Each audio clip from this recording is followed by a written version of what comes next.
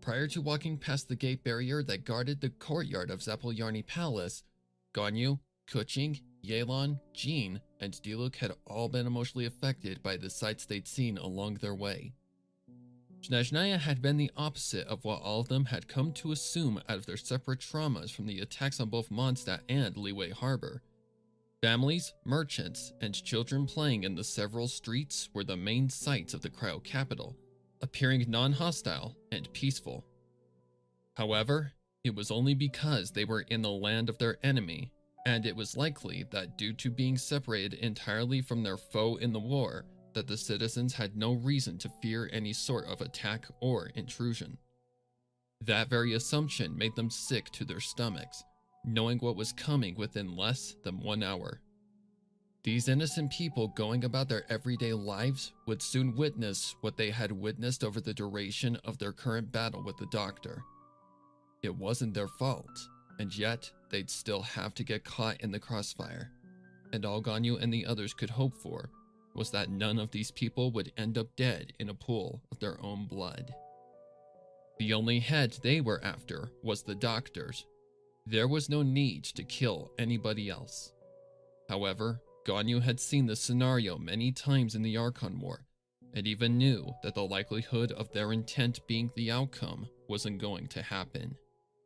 People from both sides of the war were going to die today, and that was the cold truth she'd come to accept as a veteran of the bloodiest era in Teyvat's history.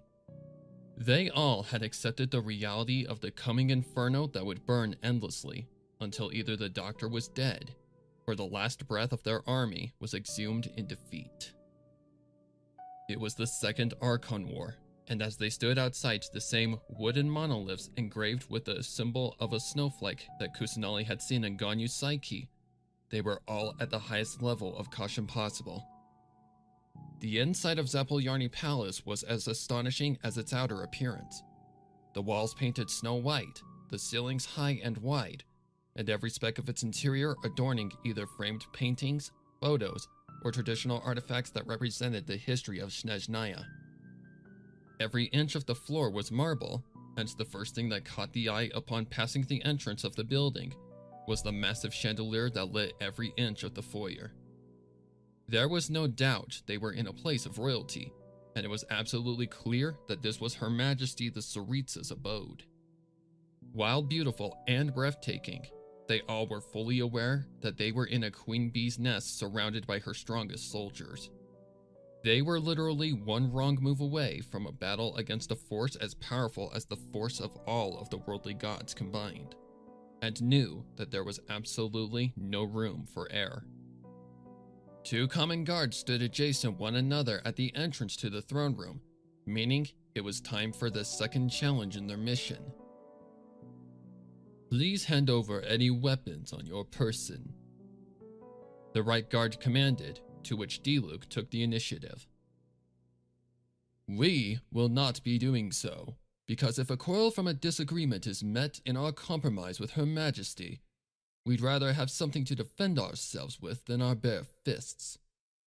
You suggesting so is disrespectful, and considering this concerned your whole country making peace to end a war that has already cost too many lives, I would suggest you don't piss off our side. If we can't defend ourselves, then we'll happily turn around and continue to fight against your nation's armies. Do you really want to be the cause of lives being taken when they could have been spared? He was fierce and straightforward, and it was clear that the guard had been affected by the statement. Diluc hadn't lied at all, seeing they had every right to turn around and continue fighting against Snezhnaya. He'd put the guard into a corner, and now he had to make the decision to either be the cause of more casualties or drop his customs to potentially save his country. Sir, I'm just following orders. Her Majesty insisted on this custom to keep herself safe from assassins. Being the enemy, you could have ulterior motives. So I must ensure her safety. Then we have wasted our time coming here. Diluc answered. Come along, everyone. It seems this idiot would rather forsake his country over pride than save it from further bloodshed. I wish you luck in explaining this to your god, because you've committed treason by preventing a potential truce between opposing sides. Upon the mention of treason, the guard jumped and began to sweat in fear. Again, Diluc hadn't lied, seeing his statement about interfering with the truce did count as treason. The Tsaritsa puppet had initiated the proposal for this arrangement, so by the guard stopping them, he was going against his ruler's wishes. Diluc had handled this obstacle perfectly, and now the guard was facing a crossroad that could mean him being executed for betraying his deity's orders. Checkmate. Wait! The guard called in haste, to which Diluc smirked before turning back to face the guard. He didn't say anything and just folded his arms, allowing his prey to come to his senses. I'll comply. But in return, you say nothing to Her Majesty about this debate between us. Fair enough, Diluc answered, having a hard time preventing himself from smiling in victory. I am glad you decided to listen to reason, and expect proper respect towards myself and my comrades from now on. Of course, the guard finished, stepping aside to allow them access to the throne room. Diluc followed by walking forward and pushing open the two tall doors, opening to a long and wide room that spelled danger of the highest caliber. On the throne was the Tsaritsa, sitting in a royal composure and looking straight out at them. However, that was the least of the hazards visible in the room, all of her harbingers, excluding two and the dupe of the doctor, standing noble and loyal at the foot of the throne on both sides. As expected, the doctor had taken every bit of caution and prepared for anything. As they walked past the doorway into the room, nobody moved or spoke. There was so much tension in the room that it was suffocating, and it was clear as day that both sides were fully alert of one another. In other words, they were going to need to be careful and watch everything they said or did in this encounter. Welcome to Zapoljarny Palace, Mondstadt and Liyue officials. The Tsaritsa spoke, her tone the same warm and comforting tone as before in the videos that Ganyu, Kuching, and Yelan had witnessed. I do hope your trip here wasn't troubling, seeing the waters tend to start freezing around this time of year. Not at all, Your Highness, Diluc answered. Aside from the winds, getting here was rather smooth. That's wonderful to hear, despite our current resentment towards one another in this war, she replied, surprising all five of them. They had expected the doctor to play as if nothing was wrong between them, but instead, he'd actually made it clear that at the moment they were enemies. That raised a red flag, so they all kept their guard up as Diluc continued to speak for them. Perhaps that can be the beginning of building trust between us in this hopeful truce, Diluc replied, his answer being the perfect way to keep their true motives at bay as the Tsaritsa made the first move by getting up from her throne and walking down to meet Diluc face to face. Perhaps, she answered in the same tone of voice. I do hope we can come to a compromise, seeing I think we all want to stop any further blood from being spilled. Kuching's fists were clenched so tight that her knuckles had turned ghost white in color. The doctor was clearly trying to get one of them to act in anger by attacking their emotions, but they'd prepared for this, knowing it would only lead to someone getting killed. She took Ganyu's hand in her own as emotional support, her beloved's grip being just as tight in emotional anger. They both were sharing the same feeling right now, and it was hard to not object at the antagonizing statements being thrown at them. However, in each other's embrace, they were able to hold their anger in their bodies. Likewise. Diluc answered calmly. If you'd like to start, please lead the way. Of course. Number 1, please hand me the documents regarding this matter. That was a surrender. They'd won one battle, and it was all thanks to Diluc having the mental strength as strong as a fully mature Minotaur. However, it was far from over, and the worst was yet to come.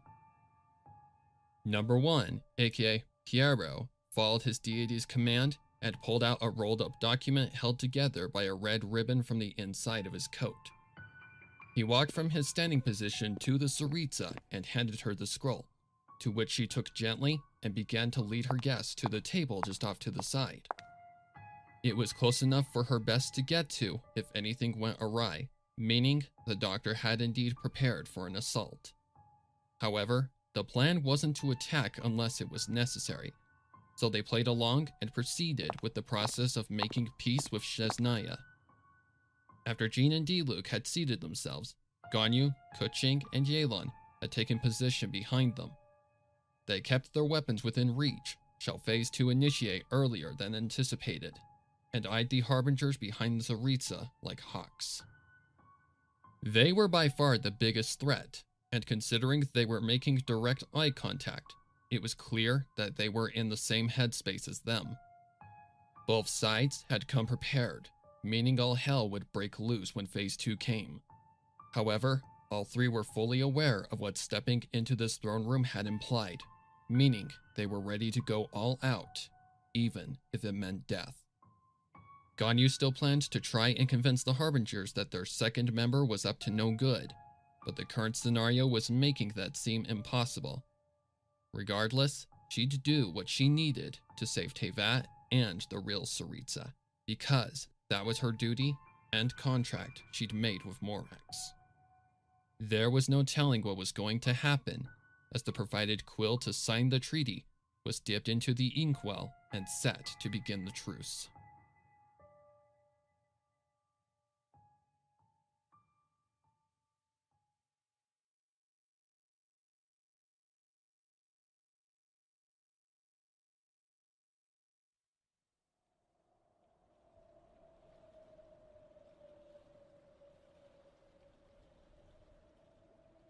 "10 hours. That had been the amount of time it had taken for all of the other support ships to reach the Mirage Gate, and in that time, the mist cloaking the water's surface had thickened and expanded to the point of visibility being nearly impossible. It was haunting to some who had never seen such a sight, while others saw it as something beautiful and breathtaking in the light of the early morning sun. A marvel produced by nature or even the celestial gods for their worldly subjects to admire and adore. Aside from the ghostly fog, the trip to the borders of the Mirage Gate had been rather smooth than turbulent for the many armies of Teyvat's capitals. The plan for all of them to sail to the security border of the Snezhnayan waters had worked out with little issues or problems, the Archons having greeted one another in kind and rehearsed every step of the plan. That had been hours ago, and now they were less than 100 yards away from initiating Phase 2. While the mist had obscured their path just a little, the towers occupied by the assigned snipers stuck out like a sore thumb high above the diameter of the fog's body. The leading ship harboring the soldiers of Sumeru and Lesser Lord Kusanali at the very front of the bow prepared to do their part of the task to get through the gate without alerting the doctor or Fatui hubs in the city. Kusanali would use her powers to temporarily control the minds of the guards of the gate, and at the same time, collecting information on how to open the gate without assistance. This would be done when they pulled into the port of the structure, and once they had control, would lead the armies through the gate. That would be the ground plan, but the snipers were still a problem. Kusanali's range was limited, therefore Venti had the task of subduing their threats by guiding Devon to the towers and having a fellow Fontanian musketeer disarm the rifles. Her musket was loaded with a special ammo designed to only knock out the snipers via electric shock, and given her marksmanship being of the highest level, she would definitely hit her target. Now within range, Kusanali began the process by sending a telegraphic message to the second closest ship rearing them about 200 yards out. That vessel was the Fontanian one, carrying Neuvillette and several clockwork mecha soldiers, the strongest forces the Hydra nation had to offer. Neuvillette was on the bow looking outward, knowing it was nearly time to get ready to stop the ship. As if he could predict the future, a young voice interrupted his thoughts, confirming that the time had come to seize. We're within 20 yards of the gate. Signal the others and await my command to proceed forward. As you wish.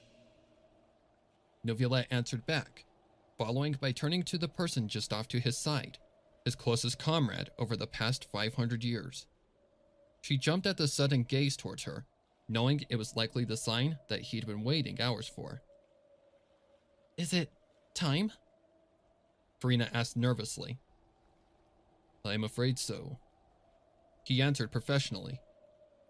You know what to do, Lady Farina. She nodded with a serious gaze. Right. She then took off to alert the captain of the ship, leaving Neuvillette to do his part in alerting the other ships tailing their ship. With nothing more than a raise of his arm to the sky, he used his elemental power to form a temporary downpour of water droplets, the signal to alert the others to seize forward momentum. It worked, Murata having caught the message upon the first drop of rain staining her fiery red hair, along with A and Miko as well, not far behind. All ships halted quickly, and in the time it had taken for the rearing vessels to yield, Kusanali, the Corps of 30, and some trusted allies below deck had met the docking station at the Mirage gate. Just like before, the 3 guards that manned the gate had moved out from their separate stations to begin the casual procedure, up until Kusanali began to focus her elemental energy on their minds and halted them to a dead stop. A green aura hovered the crown of their heads, their demeanor appearing as if they were zombified or drunk. 3 individuals were nothing compared to the near whole of Sumeru, allowing Kusanali much better stability over the amount of energy she needed to exhume to remain in full control. While small and appearing like a toddler, she was far from weak or powerless. Lesser Lord Kusanali, are you okay to hold out? A mercenary named Dia questioned before moving out of the ship. Yes, Kusanali answered simply. Please allow me to focus so you can get the gate open. Take all the time you need, Your Highness. Another voice said, the most lethal general of the practical police of Sumeru. Sino. We'll deal with any threats that may come in the time being. Kusanali did just that and scoured the mind of the main gateman's memories for the needed information to open the gate. It took her a few minutes, but she found the needed procedures to open the gate correctly without alerting the guards above them. Got it, she stated, turning to Dia. The passcode is 31823. Then you just pull down the red lever off to the right. The gate will stop on its own when it reaches the top. Gotcha, boss, Dia assured, running over to the main control station and doing exactly as Kusanali had instructed. She imported the code, then pulled the right lever down, immediately causing the station to erupt with the same alarm as before, and the large concrete slab to lift from just below the water to its highest peak. The whole procedure took about 5 minutes, and once everything was set to go, everyone except Kusanali boarded to proceed forward. She needed to maintain control over the guards until the last ship passed through the gate. Once the final vessel was through safely, only then could she release her hold. See you on the other side, Your Highness, Dia stated as a temporary goodbye before boarding. Stay safe, Dia, she said back, watching as her subject made her way back aboard the ship in little to no time. About a minute later, the craft slowly began to move through the opening, leaving the young Archon alone until her fellow comrades from Fontaine caught up. To alert her Fontanian allies that it was safe to proceed, she transmitted another telegraphic message to Neuvillette not too far out.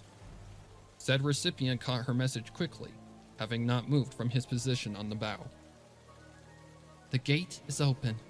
Move forward." Upon hearing the Dendro Archon give him the green light, he seized the mild drizzle he'd conjured as the signal for the other ship flanking them to stop. With the rain shower yielded, that would be the alert for his other comrades to proceed forward, and that's exactly what they all did. Less than 10 minutes after confirming her comrades to proceed, the Fontanian forces met the Mirage Gate and passed through with ease. Next came the Natlan vessel within the same amount of time, and lastly, the Inazuma armies. That was 3 ships within 30 minutes, causing the snipers atop the massive structure to grow suspicious that something was amiss. However, before they could even act, just as planned, the distant sound of a musket being shot and the flapping of massive dragon wings erupted amongst the ice-cold winds. By the time the 2 snipers had even become aware that something was definitely wrong, Chevros's shot had met its target, the target being the metal barrel of their sniper rifles. Once the electrified ammo had made contact with the weapons grasped by the 2 soldiers, they were instantly subdued by the electric shock that came with it, falling like flies to the floor of their posts. A perfect shot. With their threats now taken care of, Venti guided Dvalin to a safe landing spot on the platforms below and met up with Kusanali. Venti had one more task to take care of, and that was shutting the gate to avoid suspicion of their ambush when the guards came to. Departing from Dvalin's back, Venti glided down and approached his fellow Archon. "What do I need to do to close the gate?" he asked. Kusanali relayed the same information as she had to Dia, to which Venti followed by entering the control station and doing the proper procedure to close the gate. With little effort, the same alarm as before rang out as the gate began to descend back towards the water, leading Venti to pick up and carry his fellow sister Archon onto Dvalin's back and begin their infiltration of Snezhnaya. Kusanali didn't break her control over the guards until Dvalin was high enough to not be seen, finally breaking her hold on their minds once her form of transportation leapt into the sky over the giant structure.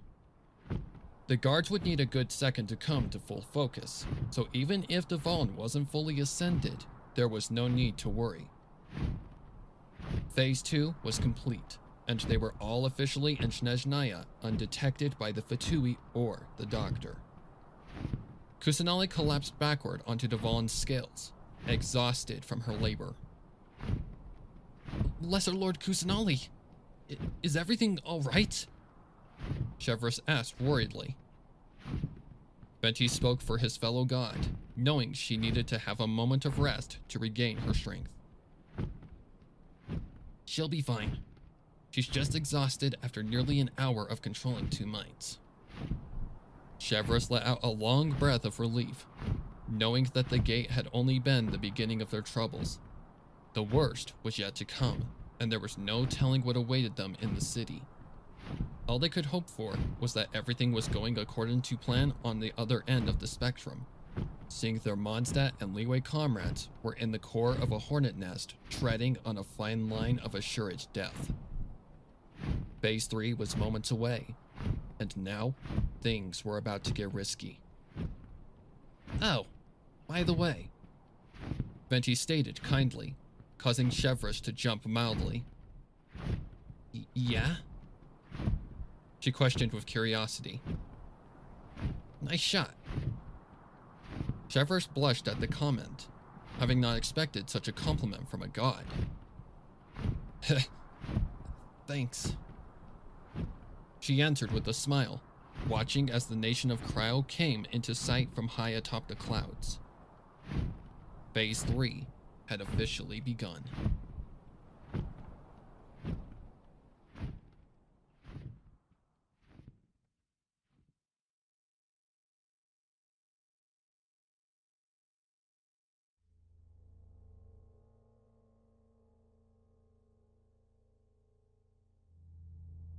Much had been discussed in the long 40 minutes of negotiating and compromising between enemies. It was the equivalent of walking on eggshells and burning coals, seeing the Doctor had not relayed from continuing to antagonize his prey. He had tried so hard to attack and make them resort to violence, but through the sheer force of knowing it was exactly what he wanted them to do, they hadn't acted. They had glanced several times at the nearby clock in anticipation at the arrival of their reinforcements, and were relieved to not have seen no sudden intrusion of a guard to relay a message to the puppet before them. It seemed like everything was working out perfectly, up until they had reached a certain part of the treaty that involved discussions of compensation. That had led to conflicting stories, the doctor having played the cards that he hadn't started the war or destruction of Liyue Harbor. Of course, that had sparked a fire inside of Ganyu, Yelan, and Kuching that grew into an inferno the more the negotiations went on. They absolutely refused to let the doctor win that battle, and had made it clear that they wouldn't relent. That had caused the Harbingers flanking the Sarita puppet to rouse in preparation for a fight, if one broke out. However, Diluc had managed to calm the situation and barter for a fairer compensation regarding the entire situation, showing he wasn't an amateur in the face of a crooked monster. Alright, it's clear we're never going to reach an agreement this way, so how about we try this? Oh, and what's your proposal? We add up the funds of the damages from both sides and split it down the middle. As a way of evening the score, I'll provide your taverns and pubs with the best wines my winery has to offer for 1 year. That should earn you back more than enough mora to make the compensation even. And what about after the first year? That's a future negotiation. My records for wine sales prove that you'll earn more than enough mora to break even, and if our relationship as business partners remains healthy and fair after the first year, only then will I provide you with more than what compensation for your losses is deserved. The puppet took a moment to think, putting a hand on her chin in thought. The deal was fair, and Diluc had made sure to make it even for both sides, defeating the doctor's ploy to try and take more than he deserved. All right, I'll accept your proposal. The puppet agreed, scribbling down the conditions detail for detail onto the rolled out scroll. When she finished, she raised her free hand up and stated what was needed to solidify the signing. For all present, if there are any objections to this agreement, please state your reason now. Otherwise, please raise your hand so the signing may proceed. Silence filled the air of the throne room, given that there was really no reason for anyone to speak in denial. However, one particular individual did not raise their hand immediately, looking as if they were pondering something to do with the current situation at hand. That person had been number 11 of the Fatui Harbingers, otherwise known as child to Ganyu, Yelan, and Kuching. Said 3 women were surprised at the rebellious act of not agreeing with his practical boss that would behead him for not following her command. While Child definitely had a rebellious nature to him, he had never acted against his Archon's word. He usually was loyal to the Tsaritsa, never questioning anything, so why would he act in retort now? Number 11?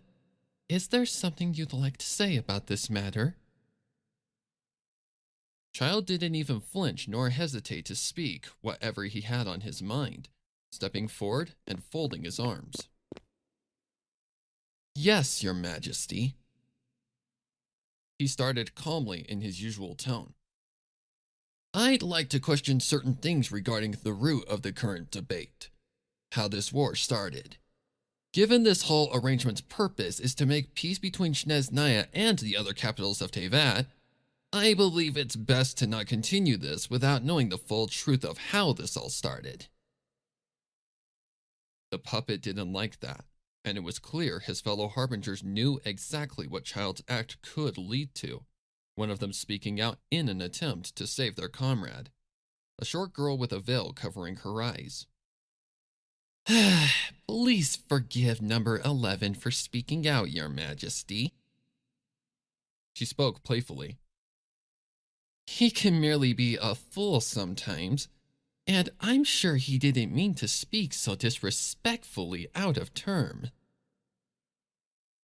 Child shook his head as a way of telling her that she was incorrect. I appreciate your concern, Columbina, but I meant everything I said, he assured, turning his gaze to Ganyu and Kuching.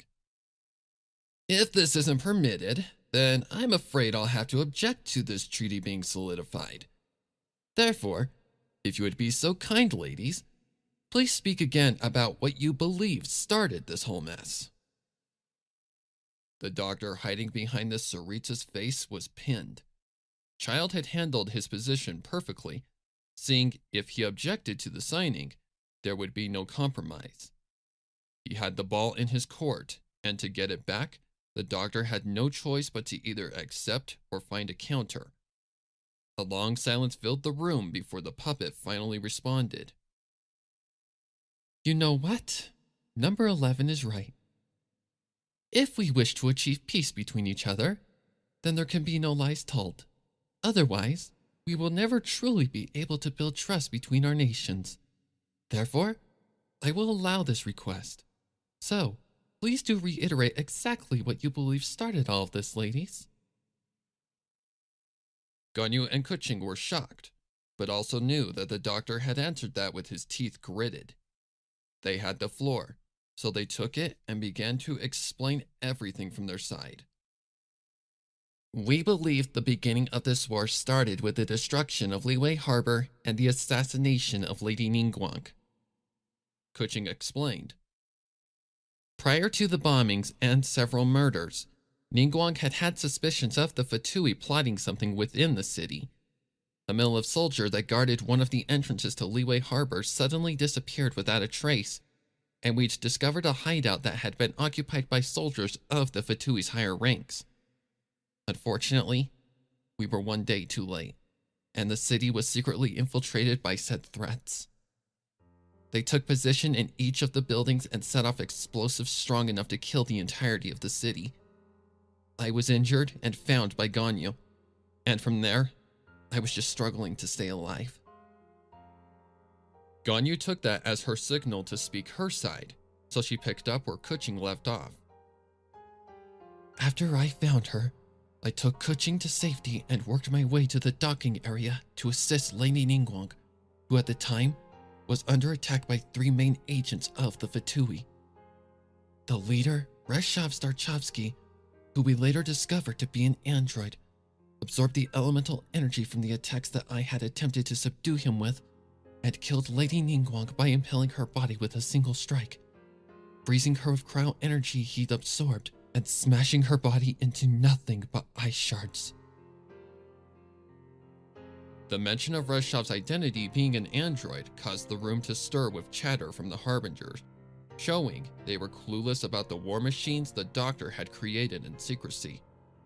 Child was already satisfied with the answer, turning his attention to his goddess. Excellent job, ladies. Now, Your Highness, could you please speak your analogy of what you believe caused the war from their side? Of course, number 11. The start of this war is due to the fact that the Milv kidnapped, brutally tortured, and murdered one of our own special agents that originally went to Liyue Harbor to conduct a business deal. One of our Fatus was localized in the city at that time and witnessed the deal not going as expected, and as a result was kidnapped and slowly killed.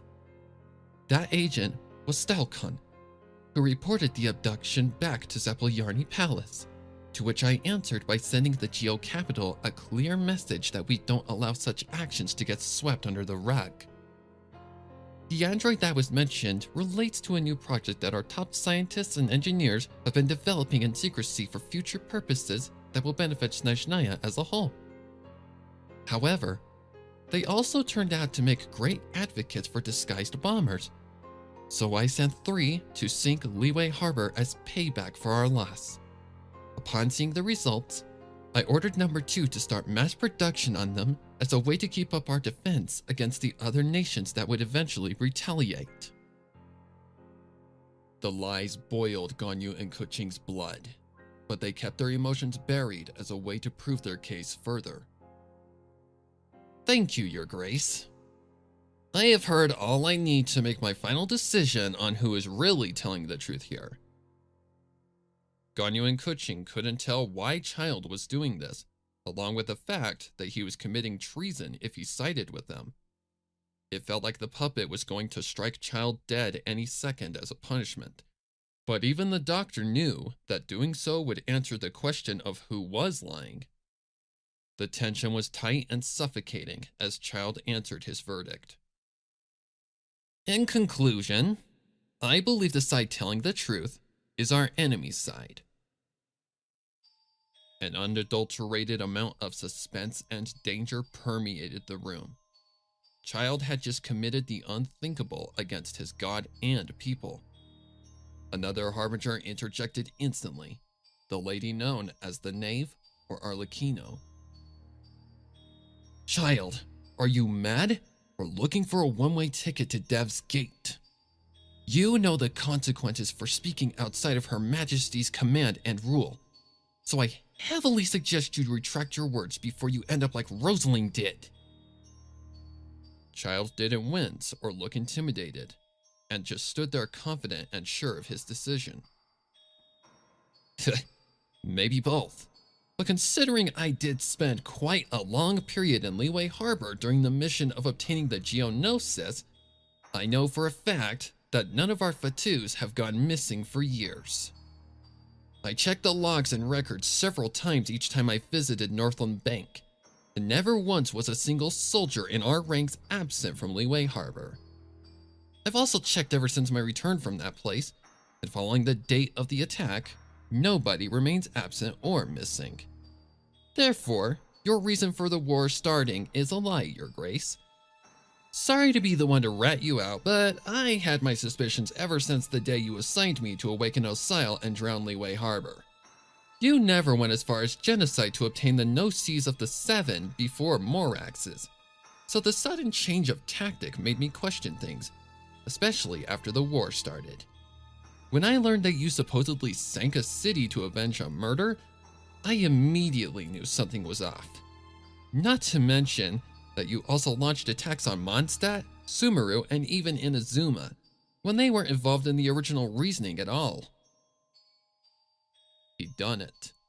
Even the other Harbingers were convinced and eyeing the Tsaritsa with conviction. It was as if fate had spared Ganyu and the others the task of doing what Child had just accomplished. However, the challenge of revealing the puppet master pulling the strings as the real monster was still to be accomplished. Therefore, they didn't get too comfortable and continued to watch for the Tsaritsa's response. But the only response that came was something unexpected. A slow set of claps from the puppet. Well done, number 11. She answered unfazed. Now that we've assembled that I lied to protect myself, may we proceed? Not until you tell the actual truth. Self-protection isn't enough to purposely stir the world into chaos. So tell us, why did you actually start a war that didn't even need to happen? The puppet was clearly irritated and annoyed, the real controller now stuck and convicted. Number 11, in what way do I owe you any sort of answer? The reason doesn't matter at this point, seeing we have all gathered here to put it all to rest. No matter the reason, I owe you nothing. Maybe not him, but what about us? The knave quickly answered. War is not something that starts unless there's a reason. You deliberately attacked and destroyed a city that was populated by hundreds of people over the loss of one soldier. Genocide needs a sensible reason to occur, and by doing so, we've lost hundreds of our own to your own selfishness. For the ones no longer with us, you at least owe them the answer for why they had to die on the battlefield. It was a command. Arlecchino wasn't asking for the Tsaritsa's motive. She was demanding the truth that she and her fellow Harbingers deserved to know after laying their lives down at her feet to protect her. They were confused, lost, and likely questioning their devotion to her, and with each passing second, the room was getting more tense. That was the clear signal that it was time for Ganyu and the others to fill the blanks that the doctor wouldn't. So Ganyu broke the tense silence by revealing the truth the true Tsaritsa had revealed to her that night. Since she refuses to answer, I will. The reason is because you've been serving someone else the entire time. This Tsaritsa is nothing more than a puppet being controlled to do these horrible things. More confusion struck the Harbingers, unsure whether or not Ganyu had just spoken at all. Well, things are just getting more interesting today, Columbina stated. Did I hear you right, sheep? Our goddess that we've known for decades is nothing more than an imposter being controlled by some puppet master? While Ganyu didn't appreciate the nickname, she nodded as a confirmation that Columbina had indeed heard her right. How entertaining. It seems this peace meeting has become a masquerade of fools, and nobody can be trusted. Ganyu could see she needed to prove her claim, and just like with the Raiden Shogun, she knew what she needed to do to show that she was telling the truth. She walked across the room to the Harbinger and held out her hand. If you don't believe my word, then take my hand and you'll know who to believe. Columbina sighed, clearly finding the whole act amusing. Fine, I'll play your game. However, I'm only allowing this because Tartaglia miraculously managed to prove you innocent of not starting the war. That's fine with me. Ganyu answered, feeling anxious as the young Harbinger's right-gloved hand touched and gripped her own. Upon the touch, Ganyu focused her inner energy to her right palm, and in a sudden jolt, Columbina's mind was intruded and filled with a sight that clarified the dark truth about her Archon. She was shown the weak and frail being Ganyu had met that night that she learned who her true enemy was. The true Tsaritsa that appeared like a young teenage girl with nothing but her hair covering her private and having cracked skin that was slowly falling off bit by bit. Upon seeing this decrepit being that was her true Archon, Columbina was met with shock, emotion, and bewilderment unlike any other. She could tell this wasn't an illusion or trick conjured by Ganyu, seeing the same elemental energy and power that radiated off of the Tsaritsa she knew was the same as the one being presented to her. She couldn't deny it. She'd really been serving a puppet her entire life as a Harbinger. Her and all 9 of her fellow brothers and sisters who had loyally bowed and kissed the ground their Archon had walked upon. She'd seen enough. She released her grip from Ganyu's, and in a sudden culmination of anger, confusion, and sadness, began to laugh hysterically. A sight that was haunting to watch as she spoke out against the fake she'd been loyally serving for decades.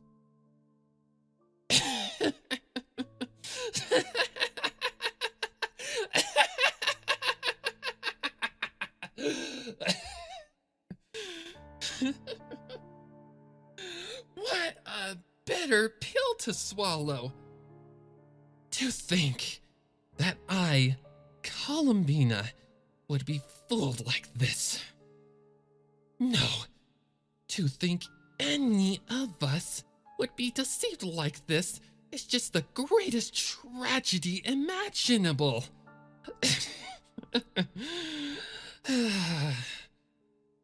Whatever. It doesn't matter anymore. What does matter is the truth. Every other Harbinger winced, knowing now that Ganyu hadn't lied. That said, They were still clueless on who really was behind the mask. Columbina wouldn't react like this unless it were true, the knave said with clarity, turning her gaze to who she now knew was a wolf in sheep's clothing. I'll only ask this once. Who the hell are you, and what have you done with Her Highness? The truth was out in the open, and the Tsaritsa puppet was exposed as a fraud. Now, there was no telling how the doctor would respond and retort, and all eyes were on the false queen like a blinding spotlight.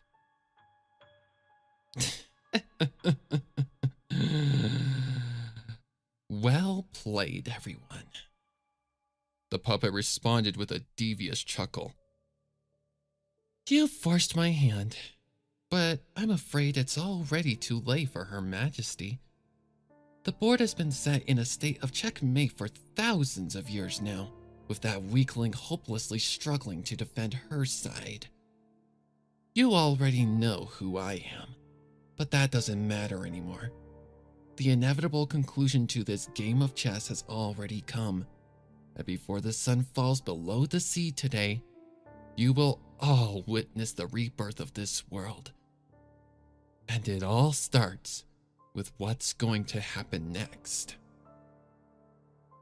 With all eyes on the Tsaritsa, nobody saw what was coming from just out of sight.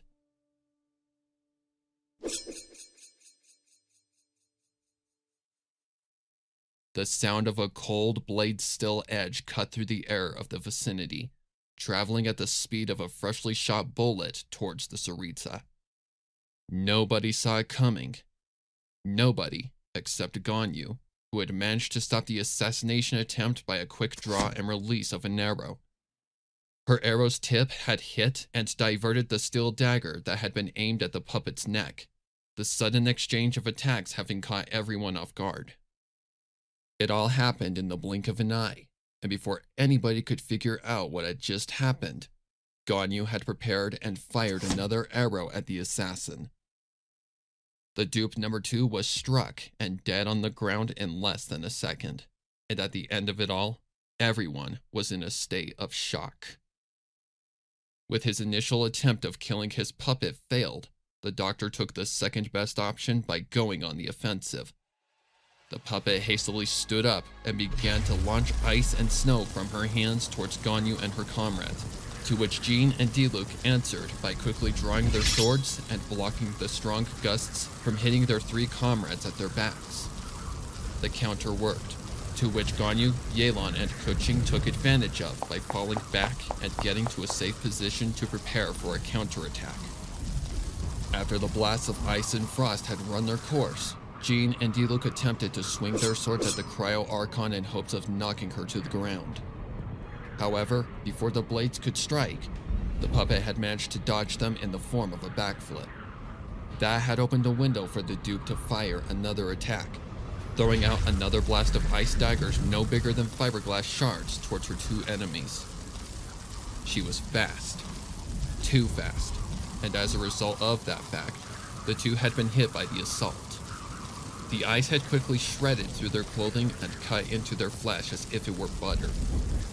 Exclamations of pain erupted from Diluc and Jean as they attempted to shield the blast of many knives tearing through their skin with their blades. However, the attacks were stopped upon an arrow piercing through one of the puppet's open palms, Ganyu and Yelan having worked quickly to defend their comrades. The hit had been enough to stun the dupe, Ganyu and Yelan still firing arrows as fast as they could towards the imposter, and allowing another opening for a counterattack. Keqing took advantage of the open chance and shot a stream of electricity straight at her target's chest. The surge hit at the speed of light, knocking the puppet back into the wall and allowing Jean and Diluc time to retreat to safety. The fake had only been down temporarily, having recovered fast and turned her gaze towards her harbingers in desperation. Why aren't you attacking them? The puppet exclaimed in clear frustration.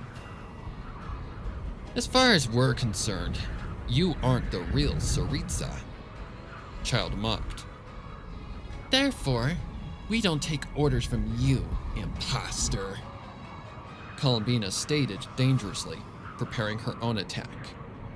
From her fingertips, thin violet strands materialized and acted like long and sharp extensions of her body. Once the violet blades were fully formed, she swung and hit her fake goddess at a rapid speed, launching her into the wall on the west side of the room and causing the puppet to lose her breath immediately. This is going to be fun, Columbina stated sinisterly. Child and Arlecchino, you're with me. The rest of you tend to the Mondstadt officials who are injured. Nobody argued, and following that, Child and Arlecchino shifted into their strongest forms, while the other Harbingers rushed to aid Jean and Diluc. The dupe had not even recovered fully by the time she was being assaulted by the three Harbingers, having only seen the slightest glimpse of Columbina's practical blades before jumping out of the way. However, it wasn't just the Harbingers she had to worry about, but also Ganyu, Yelan, and Kuching, who hadn't taken any damage yet. More arrows flew from Ganyu and Yelan's bows. More lightning shot from Kuching's hands. More chaos ensued. Outside of battle, the most medically trained Harbinger, Pentalone, took action to treat Jean and Diluc. While the injuries appeared as nothing worse than a really nasty scrape that had broken through more than one layer of flesh, Pentalone knew just how lethal those Tsaritsa could be. It's just a scratch. I'm fine. Jean objected, not wanting to abandon her comrades. Please relax, ma'am, Pentalone advised. While it may appear as just a scratch, this is much more than that. Her Majesty inflicted you with one of her most dangerous attacks, and those shards that ripped open your skin are like a slow-acting venom that will eventually kill you if they are not removed. Jean's heart skipped a beat at the statement, having not expected that to come out of the Harbinger's mouth. What? She stammered, jolting at a sudden pain attacking her nerves near the wound. Simply put, if those shards aren't taken out within 1 hour, your body will turn into an icicle, Pentalone explained. So given you're already starting to show signs of the freezing process, it's best we get you and your partner out of here. I can't remove them here and must take you to my lab to remove them all. Despite her usually valor mindset, Jean could tell that the Harbinger wasn't lying about her condition. Before saying anything, she glanced in the direction of the battle that her three Liyue allies were engaged in. To her relief, with the help of the Harbingers, the Tsaritsa puppet seemed to be in a massive struggle. That gave her confidence that her fellow soldiers would be fine on their own. Therefore, with her answer clear, she just nodded her head as an assurance to Pentalone. Very good, he replied, shifting his gaze to Piero across from him. I'll need you to carry her while I tend to that other fellow who got hit as well. Understood, Piero answered, shifting his body to a position where he could lift Jean off the floor. As if she were as light as a feather, Piero lifted Jean into his arms and started for the door at a fast pace, knowing exactly where to go from there. Pentalone repeated the same process with Diluc, while those engaged in combat continued to defend and attack the puppet, the battle seeming as if they'd met an impasse. While the doctor couldn't harness the full power of the Cryo Goddess, he was managing to outmatch 6 opponents with ease. The reason was clear as day, and it wasn't any sort of surprise, considering his vessel was a worldly god. Speed was the key, along with the fact that godly power greatly outmatched strength of mortals. The only person who could come close to matching the puppet's agility was Ganyu, but even she was struggling to keep up with her target. In other words, they were fighting a losing battle and needed to find another strategy to knock her down. Ugh, I can't keep up long enough to get a clear shot, Yelan exclaimed in frustration. Ugh. Me either, Kuching called from amongst the chaos. Neither can I, Ganyu added, lowering her bow and turning to her allies off to the left. She's too fast for us to hit, so we need to rethink our approach before those two harbingers run out of strength. Yelan and Kuching barely heard her, but nodded in agreement, knowing they only had a limited amount of time to somehow submit the Tsaritsa to where they could free her of the doctor's control. Remaining in full alert of their surroundings, the three took a minute to devise a plan to outmatch the puppet's speed without harming their newest allies. It was hard to think amongst the constant sounds of godly strengths colliding with one another violently, but this hadn't been their first time. It took a minute, but eventually Yelan spoke up, having devised a tactic she'd used before in her mind. I've got it, she celebrated with a smile on her face, turning to Kuching. Kuching, how accurate is your aim with your electro attacks? Kuching immediately raised an eyebrow in confusion. I'm usually pretty accurate, but why are you asking? Kuching questioned. Because you'll need to be in order for my plan to work. Yelan answered directly. Therefore, I have another question for you. Do you think you can hit a moving target going faster than the eye can track? Confusion struck Kuching yet again, seeing the whole of whatever Yelan had devised sounded preposterous. I don't understand, she stated clearly. What kind of target would I even be hitting? An arrow, Yelan answered, causing Kuching to finally connect the dots. Her eyes bulged, to which Yelan turned her attention to Ganyu, said person having caught everything due to her advanced hearing. She'd caught onto exactly what Yelan's mind had conjured as a solution. Where do I need to fire? Ganyu questioned. To the ceiling, Yelan instructed. When I say fire, I need you two to attack the ceiling area above the Tsaritsa.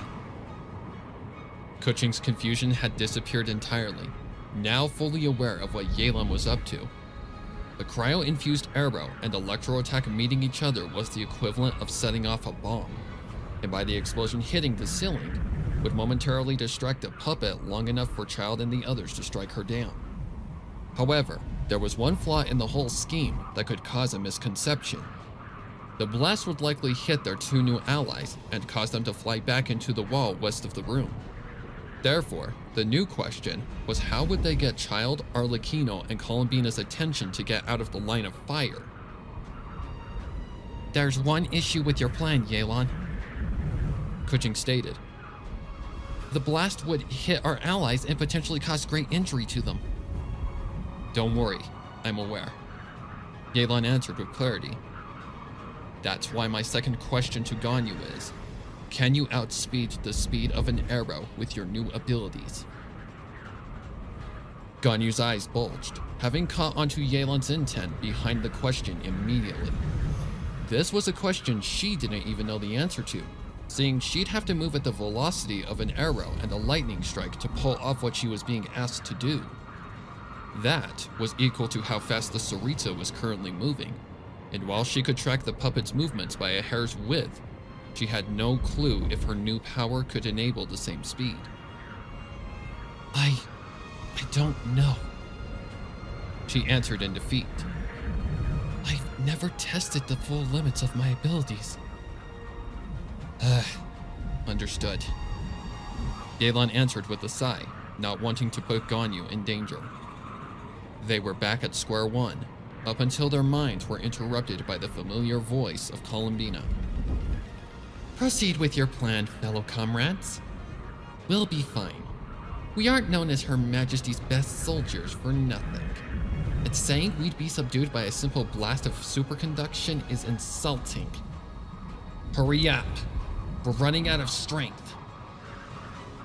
The green light was given, and despite their curiosities burning for the answer to how she'd telepathically alerted them, they knew they needed to hurry.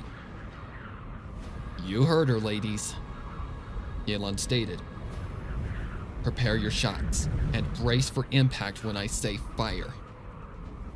Ganyu and Kuching nodded, following Yelan's command by preparing to fire their attacks in the Sarita's direction.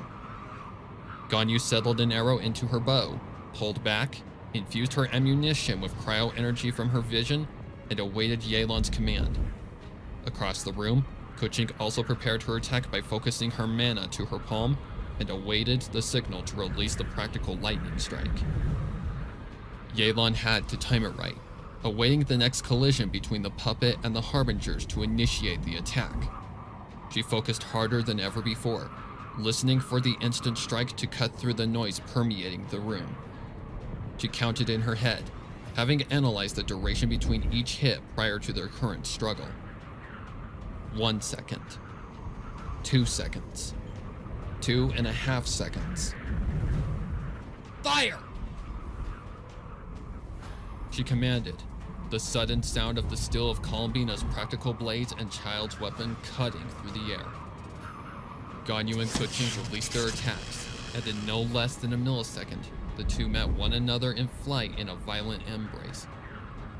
Upon the arrow and electro energy colliding, a giant blast erupted with a boom that caused the room to quake with tremors. As planned, once the force from the explosion hit the ceiling, it immediately caused the area of impact to implode and break apart like glass. Giant chunks of stone fell from the high ceiling at a great velocity, not stopping for anything, and aimed directly at the Saritsa puppet. It all happened so fast, and just as planned, the attack had caused the Saritsa to be distracted long enough for her to get out of the way of the debris heading straight down at her. Child, Columbina, and Arlecchino had gotten out of the way immediately upon the sound of Yelan giving the command, and had capitalized by immediately striking the puppet down while she was distracted by the sudden attack. The puppet had been hit and thrown back to the floor with a single strike to her chest, having not had time to defend herself in time for the assault. Her impact with the floor had been strong enough to shake the entire palace. The puppet had been knocked out and submitted to a vulnerable position to proceed with removing the crown that had worked as a control device for far too long. Dust and smoke from Ganyu and Kuching's attacks meeting one another filled the room upon their hasty approach to the false queen, Columbina having already taken the initiative to hold her limbs down to avoid any escape. Ganyu worked quickly to the position of the Saritsa's head and lifted it to where she could get a grip on the crown. With a good hold and the queen's head properly secured, she lifted the control device from atop the Saritsa's skull and set it off to the side. Once the Saritsa's head was safely settled on the floor, she grabbed it tightly and did what should have been done thousands of years ago. With all of her might, Ganyu bent down the practical jewelry until a satisfying crack met the room. The crown split in two separate halves in a form of justification and freedom for the one who had had to bear its weight and control for too long. The Saritsa was finally free to live her own life the way she wished. You can finally be at peace as yourself. Never again will he force you to do unlawful things. Ganyu said to herself in her mind as a declaration of success. With the doctor's grasp on her soul now severed, Ganyu got up from her knees and took a deep breath. While the goddess had taken a hard fall, it would take much more than that to kill a god. Archons could heal injuries from battle easily, and the Saritsa was no different. It would take time, but eventually the true Saritsa would open her eyes to a whole new life and world beyond the prison she'd arrived in for millennia. She'll need time to wake up. Thousands of years of control have caused her pain and suffering that nobody should ever have to experience. It'll take her some time to come to the realization that she's no longer under the doctor's control. Don't worry. Arlecchino started, walking up to Ganyu. As her best soldiers, we'll make sure she heals from all he's done to her. There's no forgiveness possible for a monster of his kind, and we will do anything to make sure he pays the price. Ganyu nodded, knowing what their next objective was, and that their odds were much higher now that the Fatui Harbingers were on their side. Then, would you be willing to help us stop him from carrying out his plan to reset humanity's existence? Yelan questioned. We'll need all of the help we can get to assure victory. Of course. Arlecchino agreed. However, I believe it's best we come up with a plan before facing him. Dottore is the one out of all of us that is the most unpredictable. And if you plan to beat him in a battle, you must go in prepared. Columbina added, if you've come this far, then I'm assuming that you know his location and aren't alone. You're correct, Miss Columbina. We came here today with two goals in mind. Free the Tsaritsa and kill the doctor. We and our fellow comrades do not wish any harm to the people of Snezhnaya and only want to save the world he wants to destroy. Columbina nodded in assurance. It's good you came with those goals, because you are going to need all of the power you'll need against him. However, before we can go marching into his lab underneath Frostcap Island like a bunch of fools, you need to explain everything you know to us that we don't know. Time is not a factor, seeing Dottore isn't the type to run or surrender. Therefore, we have plenty of time to prepare for battle with that maniac. I can confirm Columbina's words is true. Arlecchino added, Dottore knows that he will be confronted now, but he won't try escaping. He's the type that is so confident in his plans that he'll see them to the end. That means we must be ready for whatever he'll have waiting for us. Yelan nodded in agreement. Very well. Then please allow us an hour or so to gather up our allies, and from there, we'll discuss everything that you'll need to know from our side back here. All right. Arlecchino agreed, to which Yelan took the initiative and began to lead Ganyu and Keqing out of the throne room.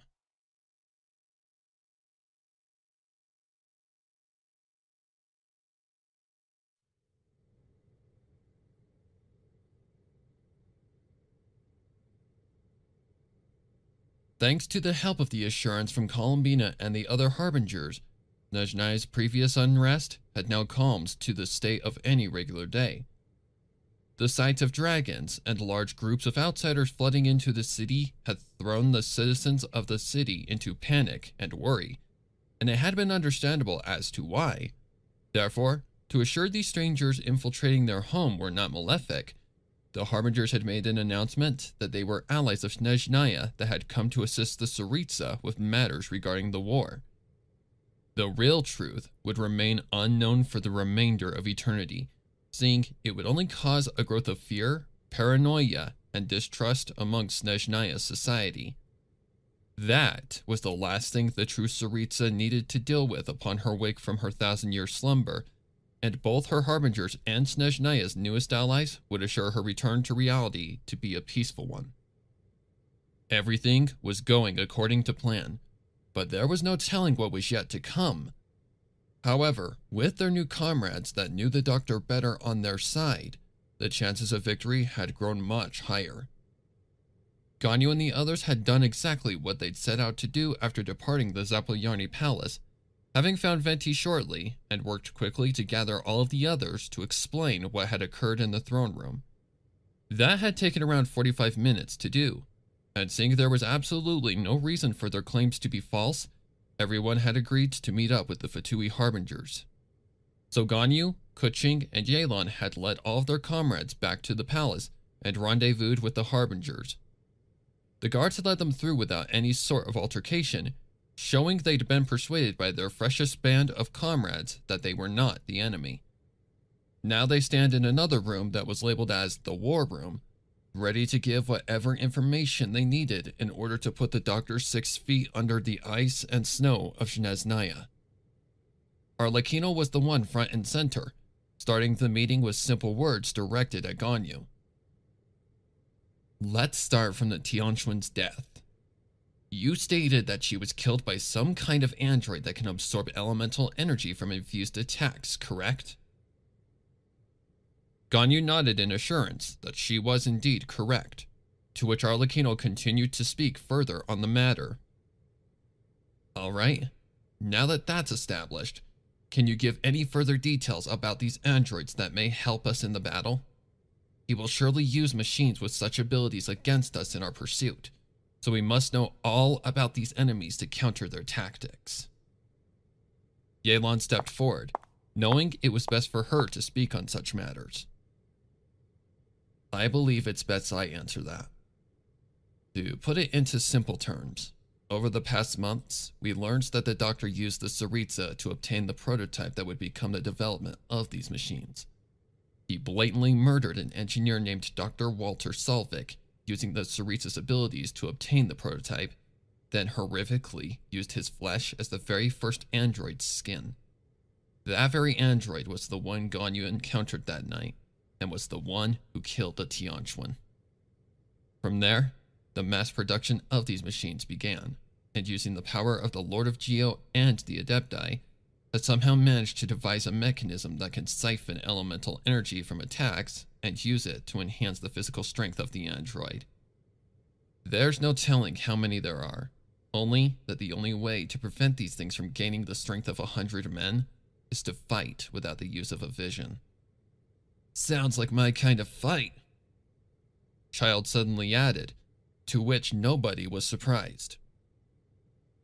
Fighting without a vision is something I was trained for, and I don't mind killing these fake warriors with my bare fists. The majority of us can all fight without elemental power. Columbina followed up. In our training as harbingers, we were taught to fight in any sort of scenario, and that included without our visions. Therefore, if it's down to bare fists or secondary powers, we can handle it. Yelan nodded, knowing the harbingers were being sincere about their ability to fight physically. Therefore, she just moved on to explaining furthermore. Good to know. As for us, we've also adapted to visionless combat over the duration of this war. During our defense against the Fatui warships in Inazuma, we also discovered that the most effective way to kill these things is a headshot or removal of the head entirely. So, if you can target the head, it's best to take that chance to strike. Are there any other weaknesses to these machines you know about? Arlecchino inquired. The only other effective thing against them is water. Hence why Raiden A used her powers to conjure a storm during the siege against Inazuma. I see. Arlecchino answered, putting a hand to her chin. That action can't be replicated due to the temperatures of Snezhnaya. The rain would turn into hell before the droplets could hit the targets. If water were to be used as a form of combat, it would have to come from the sea off the shores. I have a suggestion. The deep voice of Nuvula called from across the room. I have some control over the waters, so perhaps I could create a wave high enough to seize all of the androids in one hit. You'd need help to grow it at a fast pace. Venti added. I can create gusts to maneuver the waters into a form of a wave high and long enough to hit the amount of androids that are likely going to be in our path to the laboratory. Then there's one issue with that plan. Capitano intervened. A wave of that magnitude would put those on the ground level at risk. So how would we evade the attack? Leave that to me, Kusanali called out. I can create a protective barrier that will keep those in the line of fire safe from harm. I may look powerless, but trust me when I say I will not let anyone get hurt. Capitano nodded in assurance that he trusted her words, allowing the meeting to continue. Very well. Now that we know just what we're up against, I believe it's our turn to explain just what you have to expect in this trek to his lab. Arlecchino stated, to which all except the harbingers occupying the room opened their ears wide. While I've only been there once, the way to it and every potential obstacle along the way are fresh in my mind. The entrance is in a cave hidden behind a giant rock. Then past that is a plethora of things that only someone as deranged as Dottore could devise. Those things include trapdoors, monstrous creations, and a labyrinth inscribed with some ancient language that derives from Sumeru. It's like a test of will. Kuching stated, as if we're lab rats under his gaze trying to get to the end where a reward awaits us. That's an excellent analogy. Arlecchino replied, that's how he's always been. In order to meet and speak with him, you had to meet his standards and expectations. The perfect security system to keep his secret operations unseen by anyone but himself. Kuching assumed. While a madman of the greatest evil, there's no doubting that he's very clever and smart in his tactics. So, I ask you, Miss Knave, are you completely sure that you know the way? Honestly, I'm not. It's been years since Dottore led me down there, and even if my memory is right 99% of the time, we can't risk anything. Kuching nodded, having been relieved at Arlecchino's response. By answering the way she did, that assured Kuching that Arlecchino was completely aware of the severity of the situation. I'm glad to hear that you aren't reckless in a dire situation. However, that raises the problem of actually getting to our target. If we aren't sure how to get to him, how do we actually get there? I may have a solution to that conundrum. Capitano called out. You said that the body of the researchers was taken and converted into an android in Dottore's lab, correct? Affirmative, sir. Could you explain how you were actually able to see the lab? Not many are able or allowed to go there, so you had to have seen it through some special way. Yelan took the lead in her comrade's stead, knowing how to word it more appropriately. I'll explain that.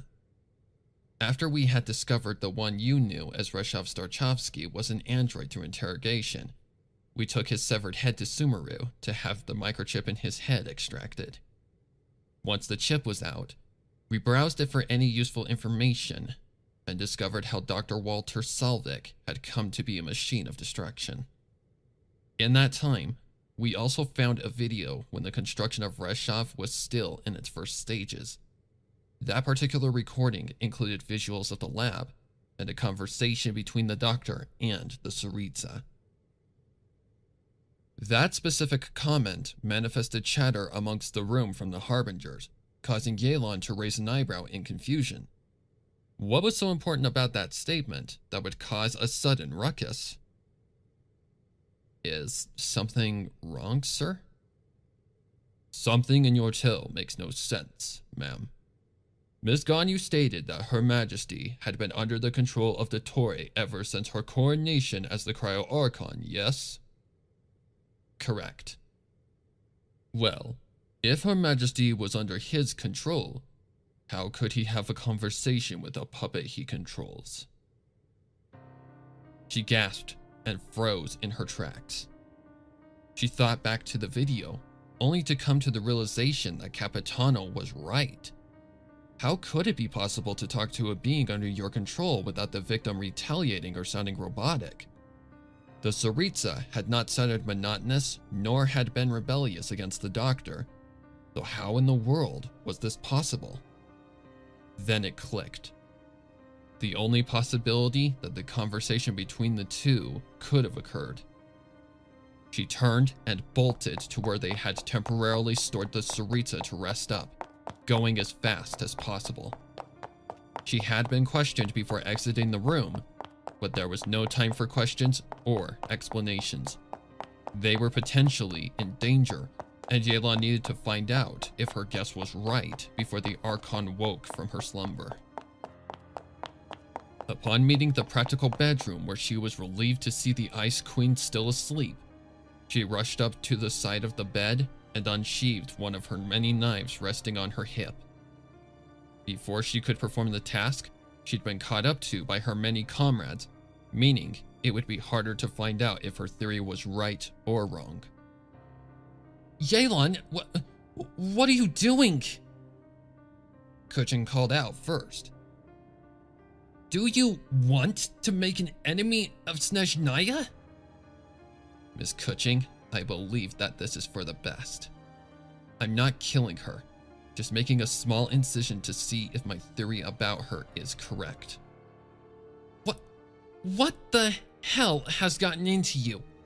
What kind of theory involves harming the Cryo Archon? Another voice broke through the small doorway, a voice that spoke murderous intent if Yelan continued. Miss Yelan, I'd advise you to come to your senses, Arlecchino threatened. If you proceed any further, I won't hesitate to cut you down where you stand. I'd suggest you choose wisely. Miss Arlecchino, please listen to me. We could all be in danger, and your partner pointed it out. Something isn't right, and I need to make sure if my theory is right or not. In fact, I'll make a deal with you. If I'm right, you all turn around and run as fast as you can. But if I'm wrong, I give you permission to strike me dead. Ganyu and Kuching immediately wanted to object and retort, but at the same time, they knew Yelan wasn't an idiot that would purposely get herself killed. She only took these risks if she was absolutely sure, and given the situation, she was likely absolute in her theory. Very well, I'll oblige to that wager. Thank you. Yelan responded, knowing her life could be seconds from being ended. However, she felt completely confident she was right, so she proceeded with her task. She lifted her dagger high into the air, then thrust her arm downward at the Tsaritsa's left arm, the knife puncturing through it as if it were butter. Next came the deciding factor of whether or not she was right, preparing herself for death if, when she lifted the blade from the laceration, she'd see what she needed to confirm her theory true. She lifted the dagger from the wound quickly and glared at her weapon's still body, hoping for her life to be spared by the gods above. Black. A black liquid with a slight tinge of dark brown stained the blade. The stain of oil, and exactly what she'd been hoping to see. The entire culmination had felt like forever, but had only lasted a few seconds as she turned to her comrades to show a whole new, shocking truth.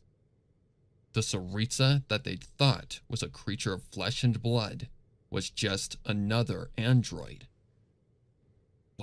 What? Arlecchino spoke in shock. How is this possible? Before Yelan could mutter a single word, the sudden sound of a feminine chuckle met the air just inches from her. A chill suddenly slithered down her spine, and before she could act against the realization that she'd walked straight into a trap, she was grabbed by the android and held down with an ungodly strength she couldn't fight against. She tried her hardest to escape the grasp of the machine, but couldn't even budge. She was trapped, and upon the sudden sound of a beeping noise coming from the inside of the chest of the android, Yelan knew the writing was on the wall. Yelan! Ganyu and Kuching exclaimed instantly, immediately rushing to attempt lifting the arm from atop their comrade. However, Yelan knew the right thing to do, knowing that not even all of her allies' combined strength could save her. They had to live to finish what they'd come here to do. Stop. You need to run. She's going to destroy this palace. You need to get out of here before it's too late. Ganyu and Kuching's stomachs immediately twisted at those words, knowing she was serious. We can't leave you, Kuching objected. We're all going home today. All of us. Emotions were starting to show, but tears were pointless in this situation. It was inevitable, and they all knew it, but Kuching refused to let go.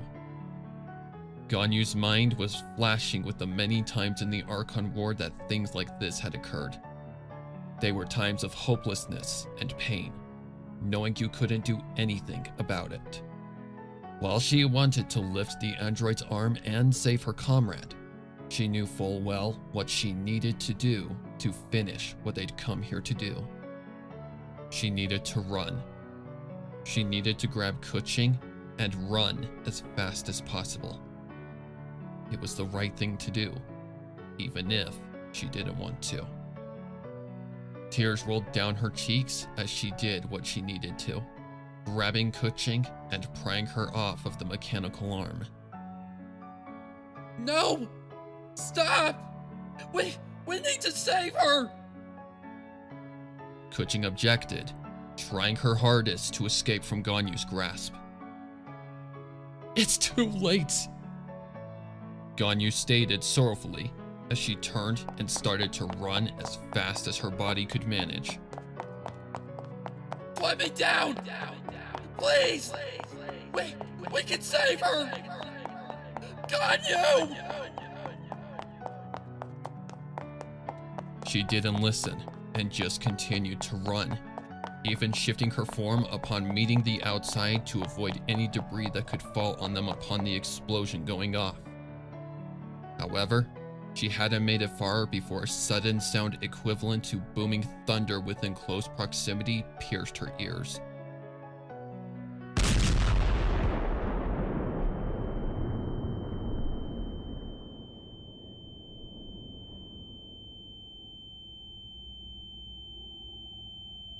She tried her hardest to stay on her feet, but the ground quaking beneath her was so severe that she immediately lost balance and collapsed. The world around her became a snowy plain obscured by debris and dust from the explosion, her ears ringing so loudly that she couldn't hear anything else. She'd somehow kept Kuching in her grasp, but they were far from safe, giant chunks of what used to be Zapoljarny Palace falling from all directions, a sight that she'd seen and been traumatized by. The same sight she'd seen the very night this nightmare had first begun. It was the same tactic, the same severity, the same foe. Everything around her was a blur, and despite her enhanced strength, the explosion had thrown her into a temporarily weakened state. She'd shifted back into her usual form, and despite the fact that she was clearly in a dangerous situation, she was unable to get back to her feet. Kuching had almost been impacted by the massive force of the destruction of Zapoljarny Palace and was out cold. Therefore, Ganyu would need to drag a deadweight adult if she managed to get up. But her body refused to get up, and she was a sitting duck. No, I need to. She couldn't move and was so impacted by the explosion that she couldn't focus. She attempted to crawl, but Kuching's weight anchored her on the snowy ground. I can't. Those were her last words before she succumbed to the injuries she'd taken from the explosion. Injuries that she wasn't even aware of due to her adrenaline coating the pain. However, before her vision went black, Ganyu spotted something through her blurry vision. The sight of black boots approaching her, and a devious chuckle that echoed in her ears endlessly. Sleep, little lamb.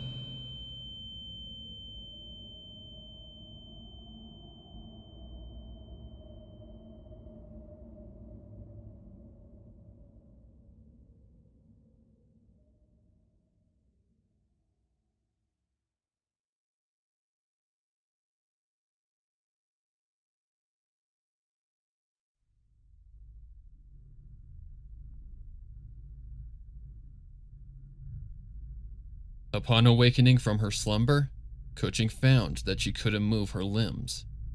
Her vision was fuzzy and like vertigo, up until she came to full realization of her surroundings. She was restrained against a wall, and out from her was the appearance of something she'd seen before, the lab in Reshov's memory bank. Once she connected the dots, she immediately knew where she was, and that struck the fear of the gods into her. She was in the doctor's lab under Frostcap Island, and was imprisoned as a test subject. She flung her head and limbs in hopes of breaking free, but even with her greatest strength, she hadn't even managed to dent her practical shackles.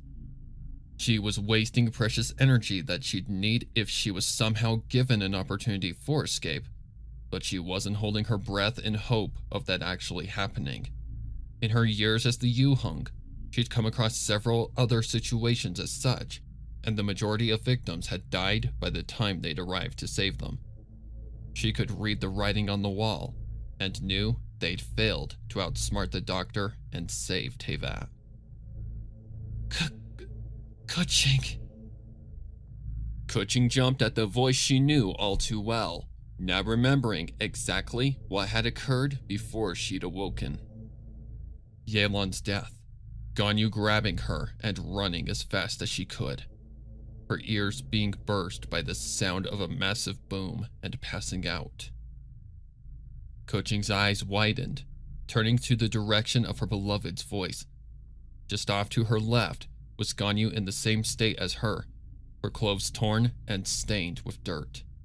Her face was also littered with scrapes that had secreted a bit of blood, now dry and seized of any further bleeding.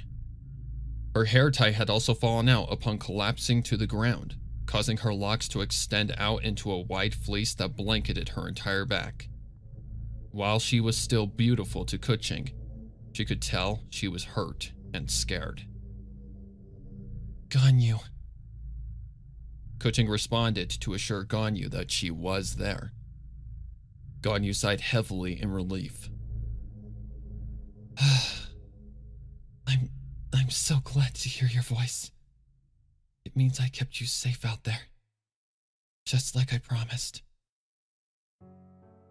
Kuching immediately got emotional, fully aware that whatever came next was likely assured death or horrid punishment. I'm so sorry, Ganyu. For what? For holding us up back there. If I hadn't, perhaps we could've. Ganyu seized her instantly, not wanting her beloved to die with regrets. Kuching, it's not your fault.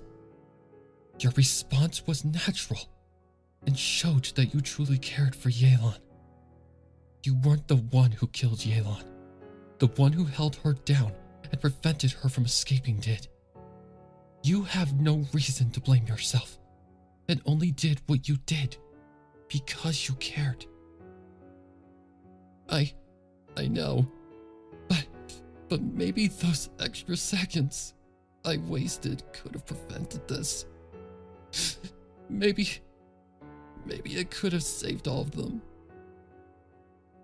Before Ganyu could respond, a sudden sound of footsteps interrupted her.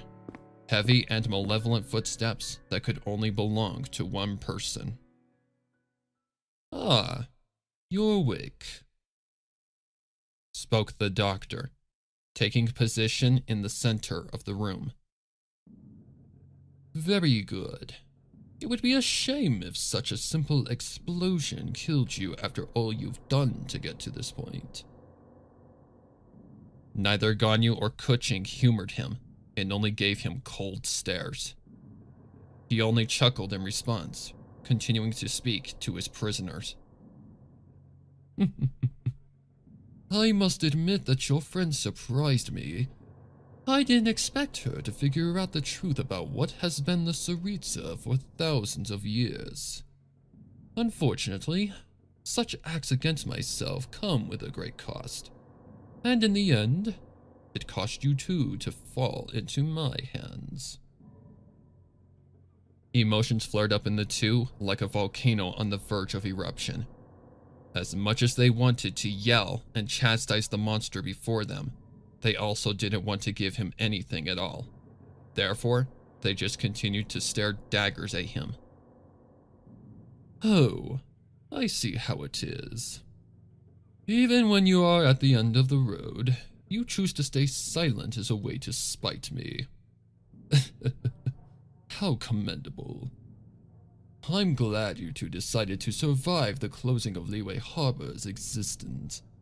Otherwise, I wouldn't have the chance to actually take my plan further than before. After all, I bet you're all dying to know where your beloved Adepti and God are. That struck a spark of emotion and rage in Ganyu's heart, having been worried sick about her lord and adoptive mother ever since she'd not found Cloud Retainer at her usual haunt.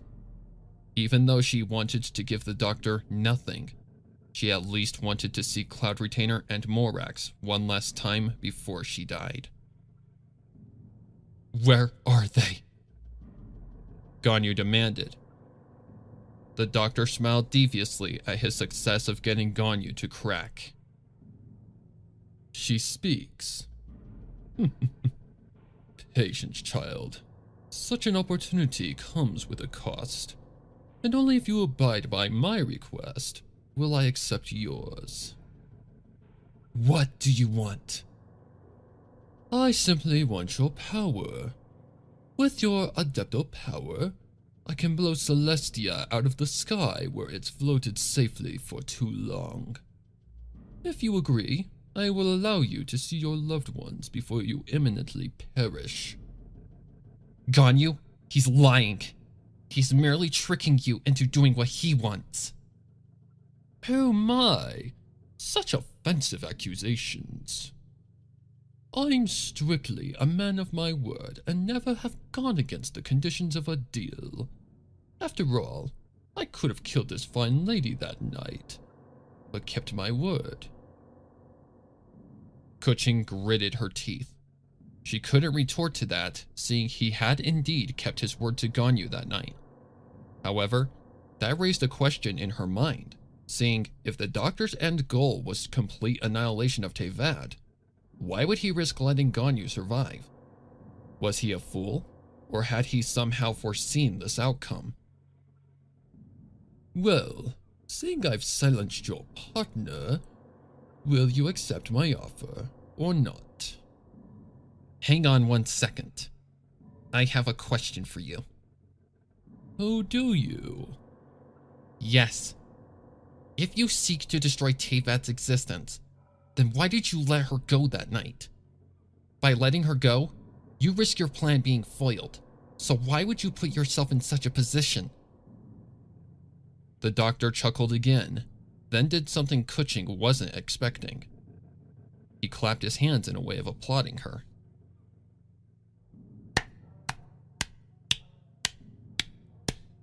Nothing escapes the eye of the former Yu Hong.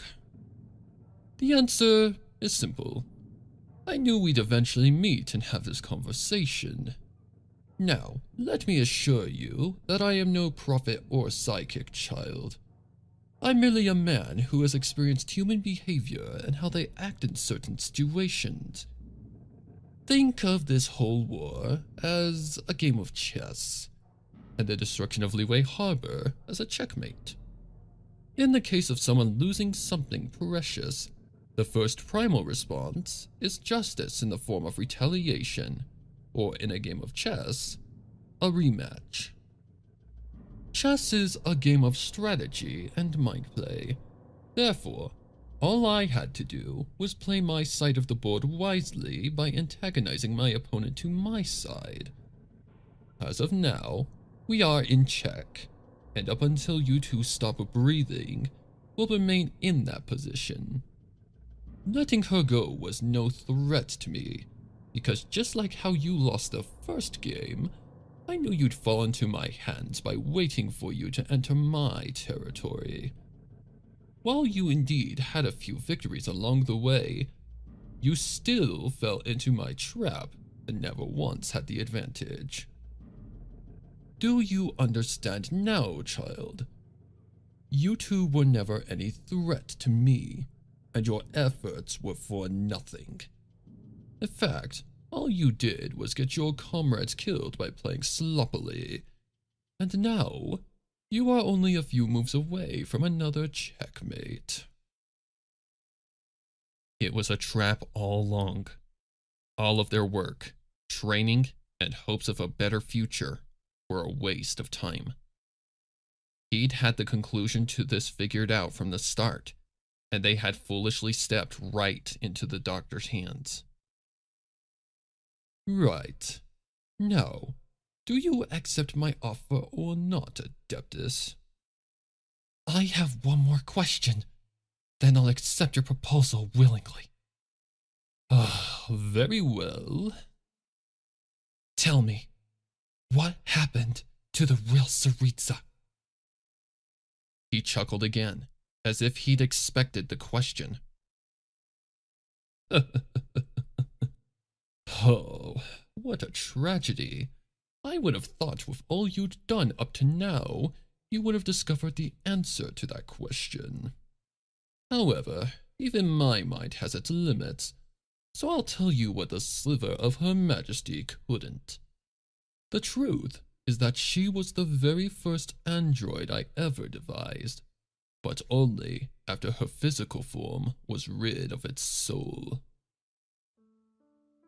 Ganyu gasped in horror, not sure if she wanted to know the real truth any further than beyond what she'd been told. The real Saritsa was a being that was born from one of the Celestials. Much like how Lesser Lord Kusanali came into being, she descended from the heavens in the form of a snowflake. Over the course of 100 winters, she eventually took the form of a human and was found by a fisherman. However, that man knew she wasn't normal just by the fact that she hadn't been affected by the cold conditions of Snezhnaya's highest peaks. It had been as if she was one with the snow and ice. Out of kindness, the man adopted her and took her back to Snezhnaya, which at the time had no Archon. He raised her up until she became a teenager, and was found to be the Cryo-Archon due to her bearing the mark of the celestial gods. It didn't show until she was of proper age to take the throne, hence why it was so delayed. Unlike most children when they are young, she willingly accepted her position and was set to be inaugurated on a specific date. She'd always known she was abnormal, so having an identity made her feel like she belonged in this world. Now comes the part where I first became a factor in her life. At the time, I had served merely as a retainer, but managed to earn her trust in no time due to her naivety as a child. I knew that an Archon would eventually take the throne, so I had worked my way up the ladder to get as close to the god or goddess as possible. Being a scholar of the academia comes with its perks, and I used those perks to get into Snezhnaya's academy, where I secretly began to devise how to avenge the elemental dragons that had been victimized by the Celestials. I needed to find a way to fool all of the people of Snezhnaya, because I knew that if my plan to seize the throne was going to work, I had to make it seem as if the Archon was still in power. Luckily, fate had granted me success, seeing I'd come across the researcher who would pave the way to my planned success. Dr. Walter Solvik, or as you knew him, Rezhav Starchovsky, spoke to me about his idea of a device able to record data and video, and I instantly knew it was the solution. The bright man and I became partners, and I helped him with certain parts that he struggled to comprehend. However, at the same time, I was taking his research for my own, and was secretly devising my own creation. Of course, I finished my creation long before he did. A mimic of the Cryo Goddess that even stunned me.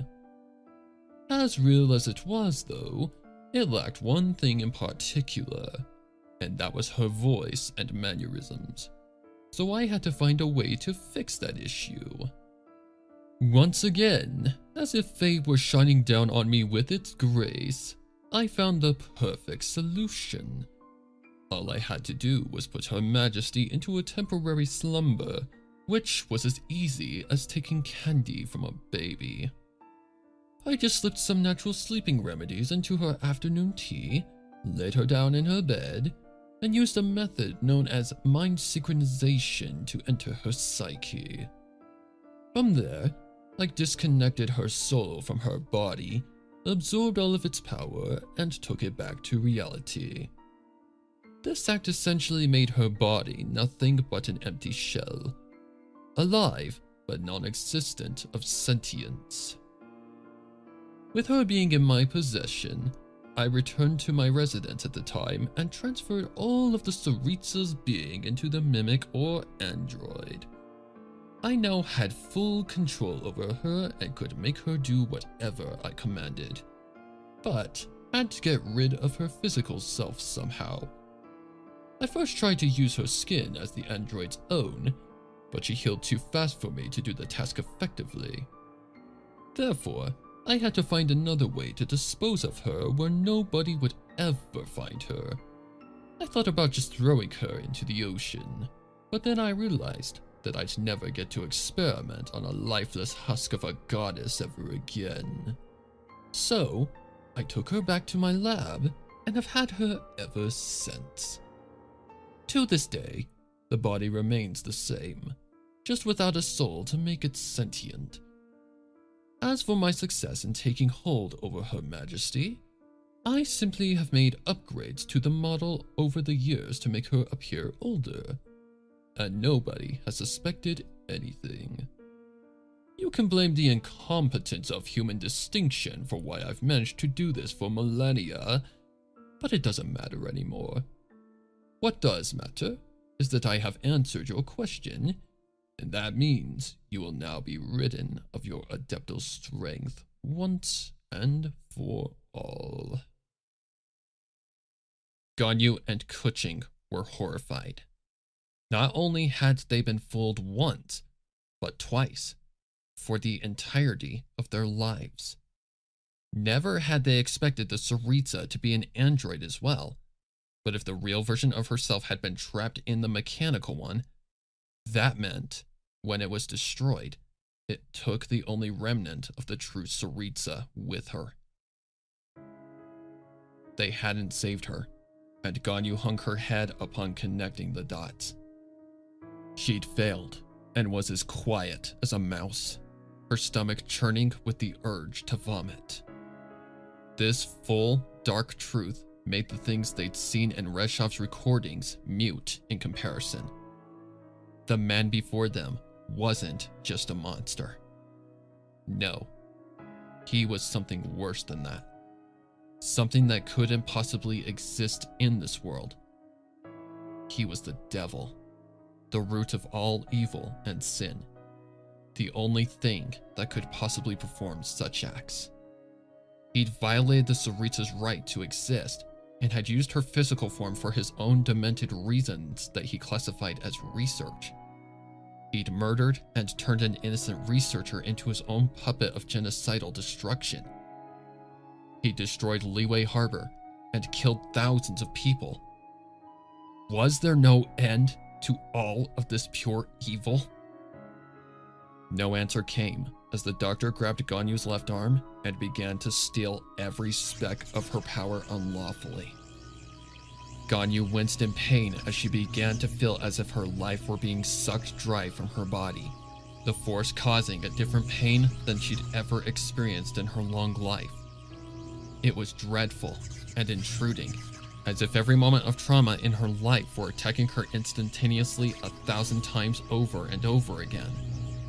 It became even more apparent of just how much agony Ganyu was experiencing as her hair began to turn snow white and her skin began to wrinkle as if she were an older lady. Once Kuching connected the dots, she began to shout for him to stop. Part of Ganyu's power came from her immortality, meaning if he absorbed all of her power, he'd kill her. Stop! You're killing her! Kuching pleaded while fighting her restraints. The devil before her didn't listen and just continued his work, showing no sign of sparing her life. Kuching fought with all of her strength to escape and save Ganyu, but she couldn't move nor do anything to stop the doctor. Ganyu knew the conclusion of this, so before the inevitable could occur, she turned to Kuching with a weak smile and said all she could in her weakened state as a goodbye. Kuching met her beloved's gaze, her eyes filled with tears as Ganyu spoke out to her for the last time.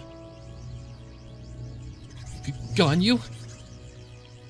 Kuching squeaked in horror at the sudden realization of what was happening. Ganyu! No! Please! I love you. Ganyu! Ganyu!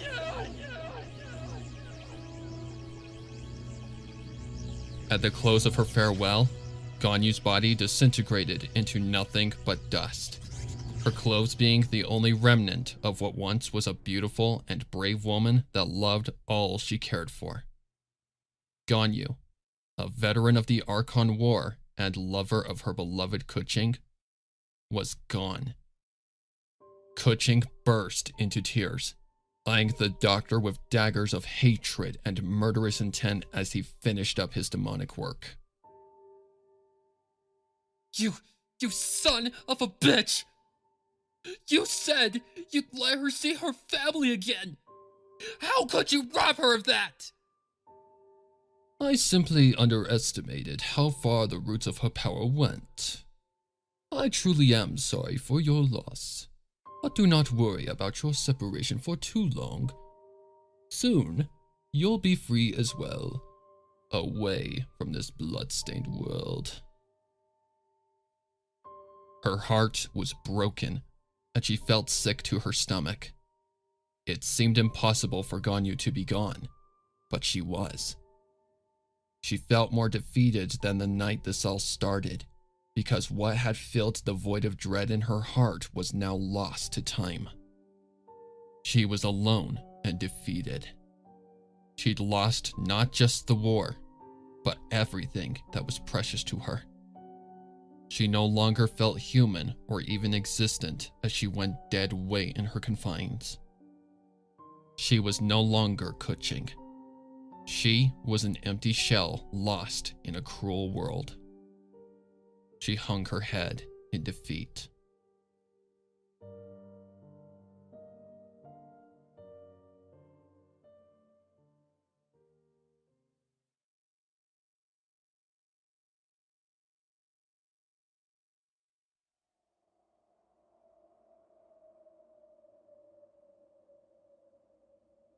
Wake up. A deep voice graced Kuching's ears as she opened her eyes to a dark room that appeared as a blur to her vision. Upon focusing fully, Kuching rubbed her eyes clear of any gunk. Then, after opening her eyes again, found that she was on the floor of a wide and dimly lit room. At first, she was terrified, having never seen a room like this in her entire life. However, once she saw what was just yards from her, she nearly peed her pants in fear. A giant Qilin the size of a skyscraper stood high and mighty above her, still and calm like a leaf in the wind. She wasn't sure what to do, unsure if the doctor had pulled some ruse or if she was dead. Her answer came in the form of a rumbly voice that shook the ground beneath her. Do not be afraid, small one. I called you here because I felt a disturbance with the one who I blessed last. As if a bullet had struck her body, an agonizing pain and realization struck her. The horrid truth of Ganyu's demise hit her with a relentless force, and in a sudden flash of memories, everything came back to her. The Qilin caught her sudden onslaught of pain and addressed it with words that tore Kuching's heart apart. So, it is as thyself feared. I am dearly sorry, child. Kuching didn't speak and just collapsed to her knees in tears, turning away from her company to just cuddle herself in a fetal position. There's no need to be. We never stood a chance in this world. One doesn't believe that's true, nor is it too late to save the world. Kuching didn't even budge, her only wish being for death to greet and free her. What's the point? Without Ganyu, there's no point in living anymore. It's best to just go to sleep and never wake up again. At least that way, I don't have to fear losing anyone or be in any pain. One understands you are in much pain, but there's still hope. No! You don't! She snapped, turning back to face her company. Nobody does. Except me. Her emotions were raw and painful, and it was clear that they were coming from a place that she'd held hidden for a long time. I lost my home and friends that I'd known for half my life, while nearly losing my life in the process. All because of some whack job who was the devil in disguise. I finally had started to heal with Ganyu as my guide. I began to adjust and feel happiness again, till the devil took it all away again. First Yelan, now Ganyu is gone. I can't do this anymore. I can't take the pain. She wasn't just hurt, she was suffering. The effects of war had affected her to the point of helplessness and feeling lost with nowhere to go. Her best friends and comrades were gone, and now she was alone in a cruel world that spat in her face. In her mind, the doctor had already achieved a checkmate against her. Then something impossible broke her out of her shell. Now that's not the Yu Hung I remember. The voice was one that was impossible to exist, but she was absolutely sure it was real. She opened her eyes to the sight of her once boss, standing with her arms folded. What? Where's that confidence that you'd always achieve your tasks out in the field? You never gave up when I was around. Another light shone off to the side of Ningguang, taking the form of another familiar face that she'd known all too well. Sobbing and feeling sorry for yourself isn't going to win the war, hun. The ghostly specter of Yelan spoke, causing a soft smile to creep onto Kuching's face. Come on, you've trained your ass off for this moment, so show that monster who's boss. Another flash of light. This time, the mischievous funeral parlor director, Hu Tao. You've got this, Lady Kuching. Show that baddie just what a Liyue Harbor citizen can do. It's not your time yet to rest in a cozy coffin. Another flash. Zhan Ling. Get out there and serve him up a spicy one with a side of slime condensate. Another. Chi-Chi. Go, Lady Kuching. Beat butt. Then a sudden culmination of lights began to engulf the room as if it were surrounded by a paparazzi trying to get a good shot of her. Once they all took form, Kuching began to recognize each one and made her feel as if she were back in Liyue Harbor with nothing to worry about. Hundreds of faces of all ages and genders surrounded her, cheering her on in the finale to this war. However, upon feeling a hand touch her shoulder in comfort, she jumped, knowing exactly who had touched her. Be brave and finish this, so we can go home. Ganyu's voice. However, one specific thing about her comment caught her off guard. What did she mean by, so we can go home? That wasn't important right now. What was important was that she had found the strength she'd needed to get back up and fight. The entire population of Liyue Harbor was behind and depending on her, so she couldn't fail now. She got to her feet with confidence and simply stated what she needed in order to avenge Liyue Harbor and her beloved. What do I need to do to save the world? The Qilin nodded, returning to what it had originally called her here for. Young one, tell me, do you recall when you managed to break through that seal with your comrades? A task that should have been impossible.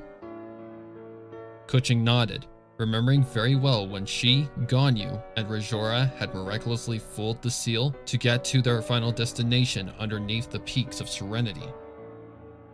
I do. Then one will explain how what you did was possible. You see, Qilin like Ganyu in terms of power are very special and unique, especially when it comes to love.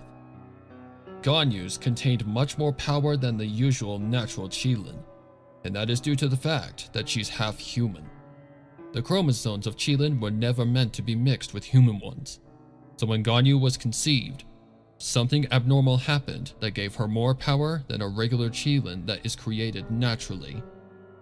However, the power she had was very reactive to something like love and other emotions, and the one thing Qilin couples share with one another as lovers is power. Therefore, as Ganyu's lover, when she linked your power with hers, you gained the identity of a Qilin for just a brief moment. That's how you fooled the seal, because as her lover, you possess some of her power as well. But after one dies, the one still alive obtains all of the power of their partner.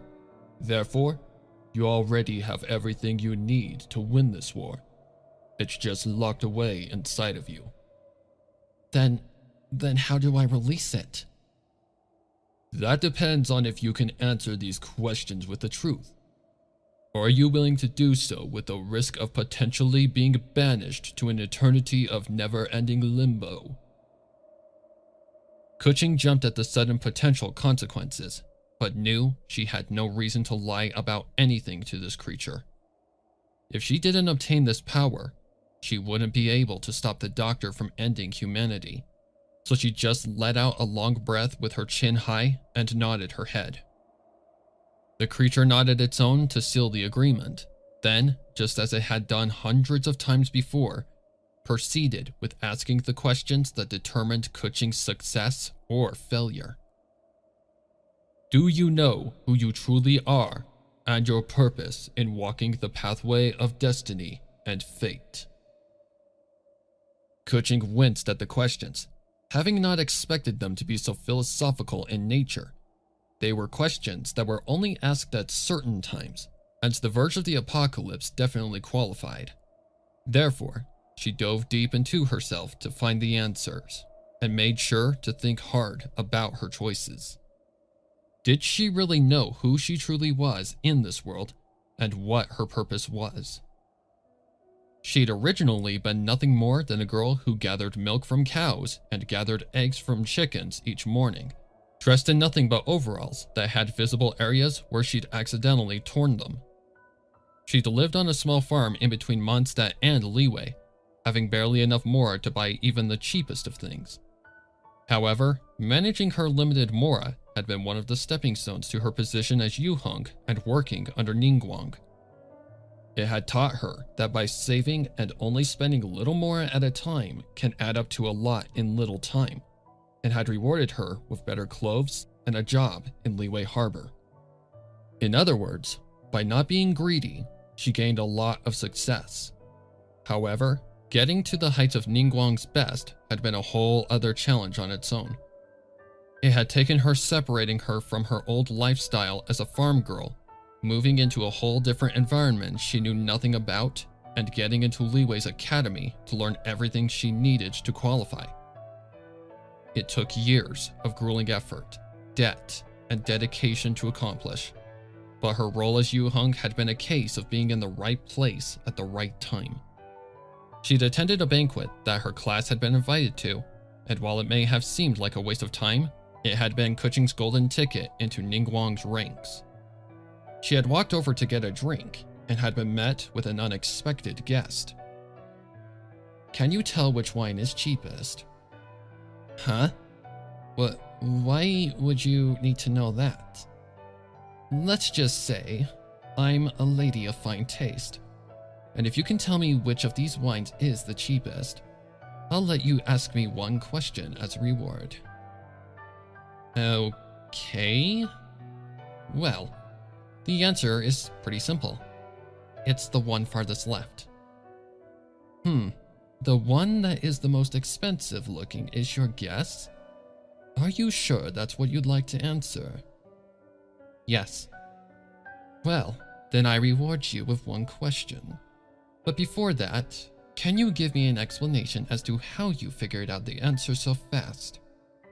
"Because the wine bottle farthest left isn't made out of real glass, but a common material used to cut corners that mimics glass. Due to it not being made out of real glass, that affects the aging and taste, which is the key factor to a wine's value."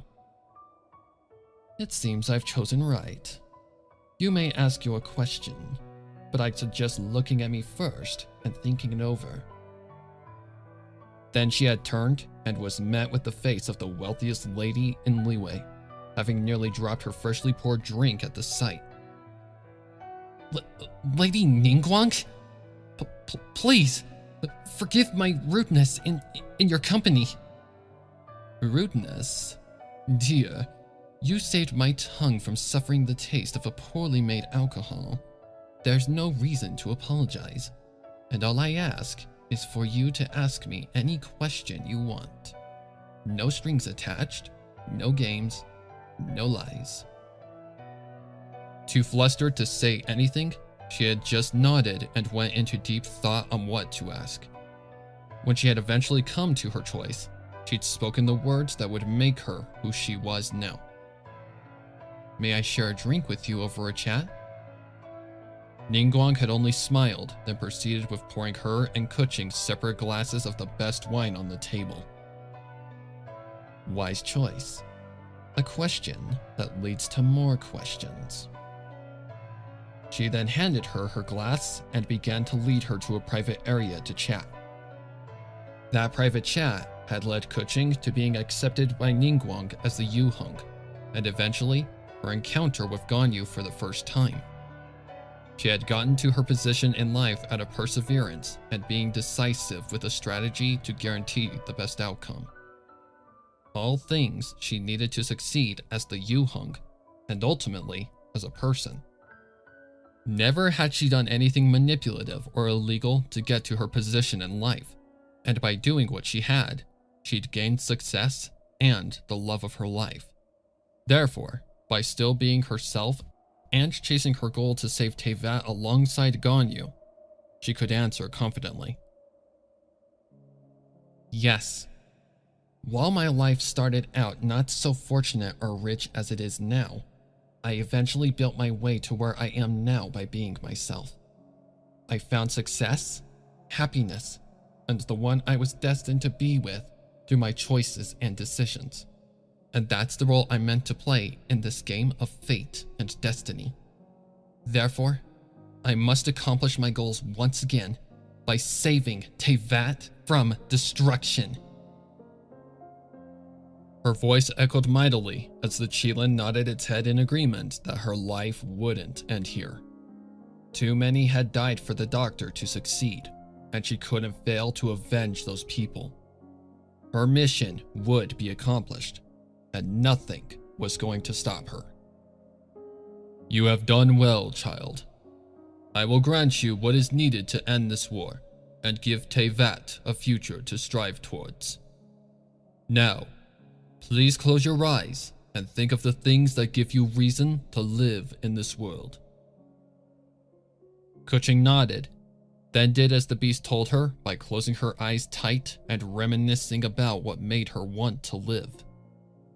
She thought of all of her challenges in her climb to her role as Yuheng, all of the friends and acquaintances she'd made in her years of life in Liyue Harbor, the day she met Ningguang at the banquet, the day she fell in love with Ganyu, all of the moments she had shared with her beloved up to now, when she wanted to kill Yelan for teasing her and Ganyu, all of the moments that made her laugh, cry, blush, and just enjoy life altogether. Moments she'd hold dear to her heart for the rest of her life. A sudden jolt of massive energy came over her body as she felt her body balance with it. It was incredible, as if her beloved were by her side yet again, ready to fight for the survival of Teyvat. It brought tears to her eyes as she felt her body return back to reality, where she'd face the doctor once and for all.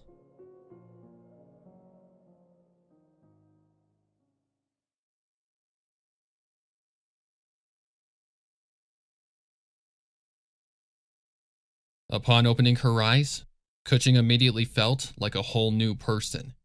The mana surging through her veins was overwhelming and hard to control, but she managed to keep herself in full control, closing her eyes and focusing all of the energy into a balanced state. The doctor was still standing there as if it hadn't even been a second between when she'd been called away by the Qilin god, to which she saw as the perfect opportunity to get her much-needed revenge. Using her new power, she pushed against the restraints holding her arms up, and with nothing more than a nudge, sent the left one flying across the room. That startled the doctor to full attention, his eyes bulging at the sudden impossibility happening before him, as if the nails that had held the restraints tight were made of nothing but jello. His prisoner was breaking free with ease. "That's impossible," he stated, trying to remain unfazed, but it was clear that he hadn't calculated this outcome into his demented game of chess. Keqing was out of the restraints and on her feet, staring down her prey with murderous eyes. While her appearance hadn't changed, something definitely had beneath the surface, and Dottore was in a panic trying to figure out how this was possible. He decided to play his usual tactic. "Well, looks like someone got an upgrade. No matter. My calculations have never been wrong. This is merely an unexpected conclusion I did not foresee." Keqing didn't budge, just staring him down and awaiting the right moment to pounce. "The silent treatment again. You really are no fun, child. However, the fact remains that my power exceeds yours by light years.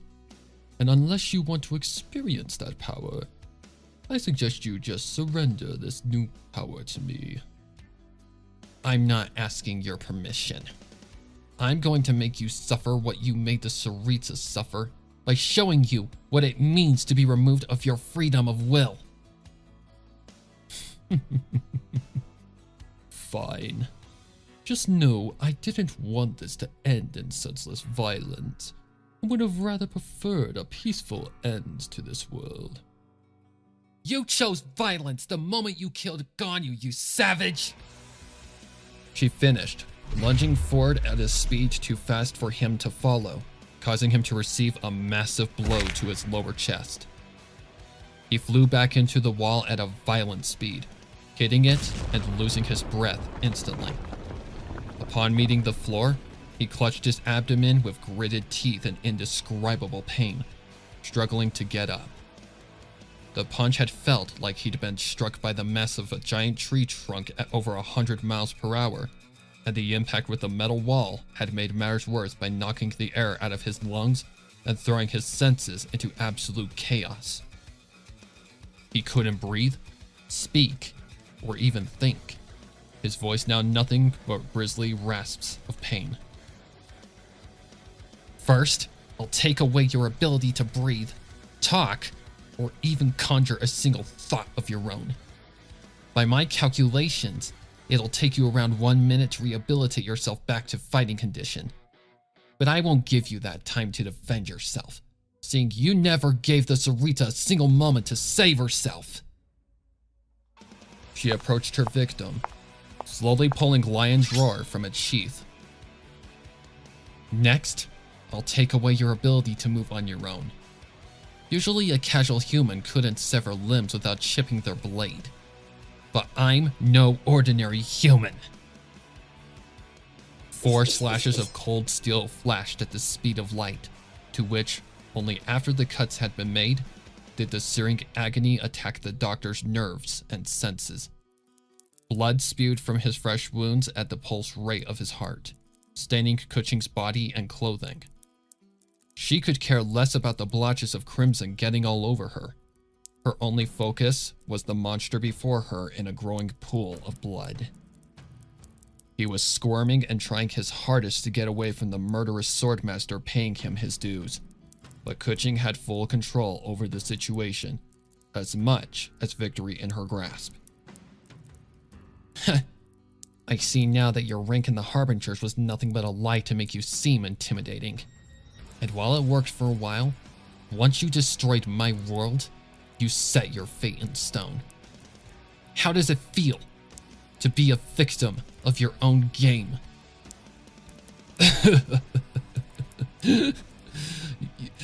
You think killing me justifies anything, child?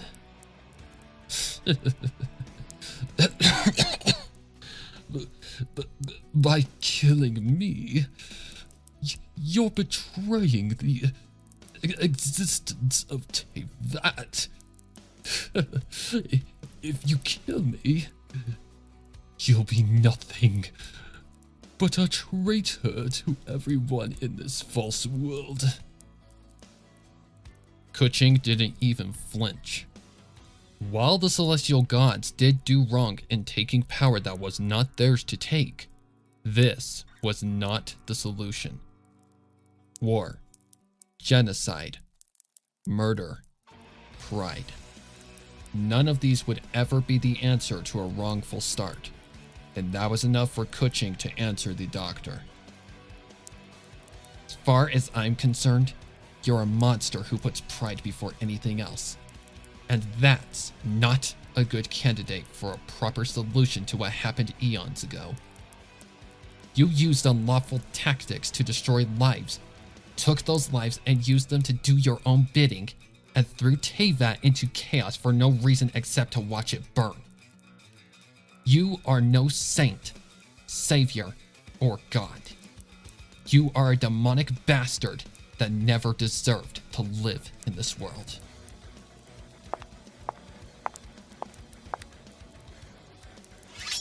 Checkmate.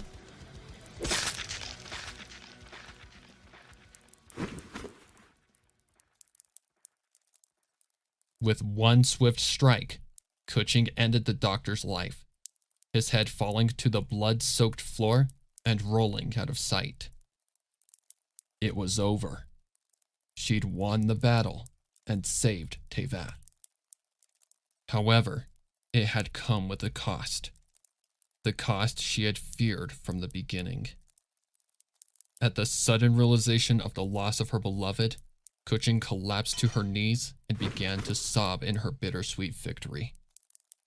While she had saved many lives, she couldn't save the one that meant the most to her, and that's what hurt her the most. She hadn't been strong enough, and it would haunt her to the end of her days as a constant reminder. Even though the doctor was dead and the world was saved, Kuching felt like she still had lost.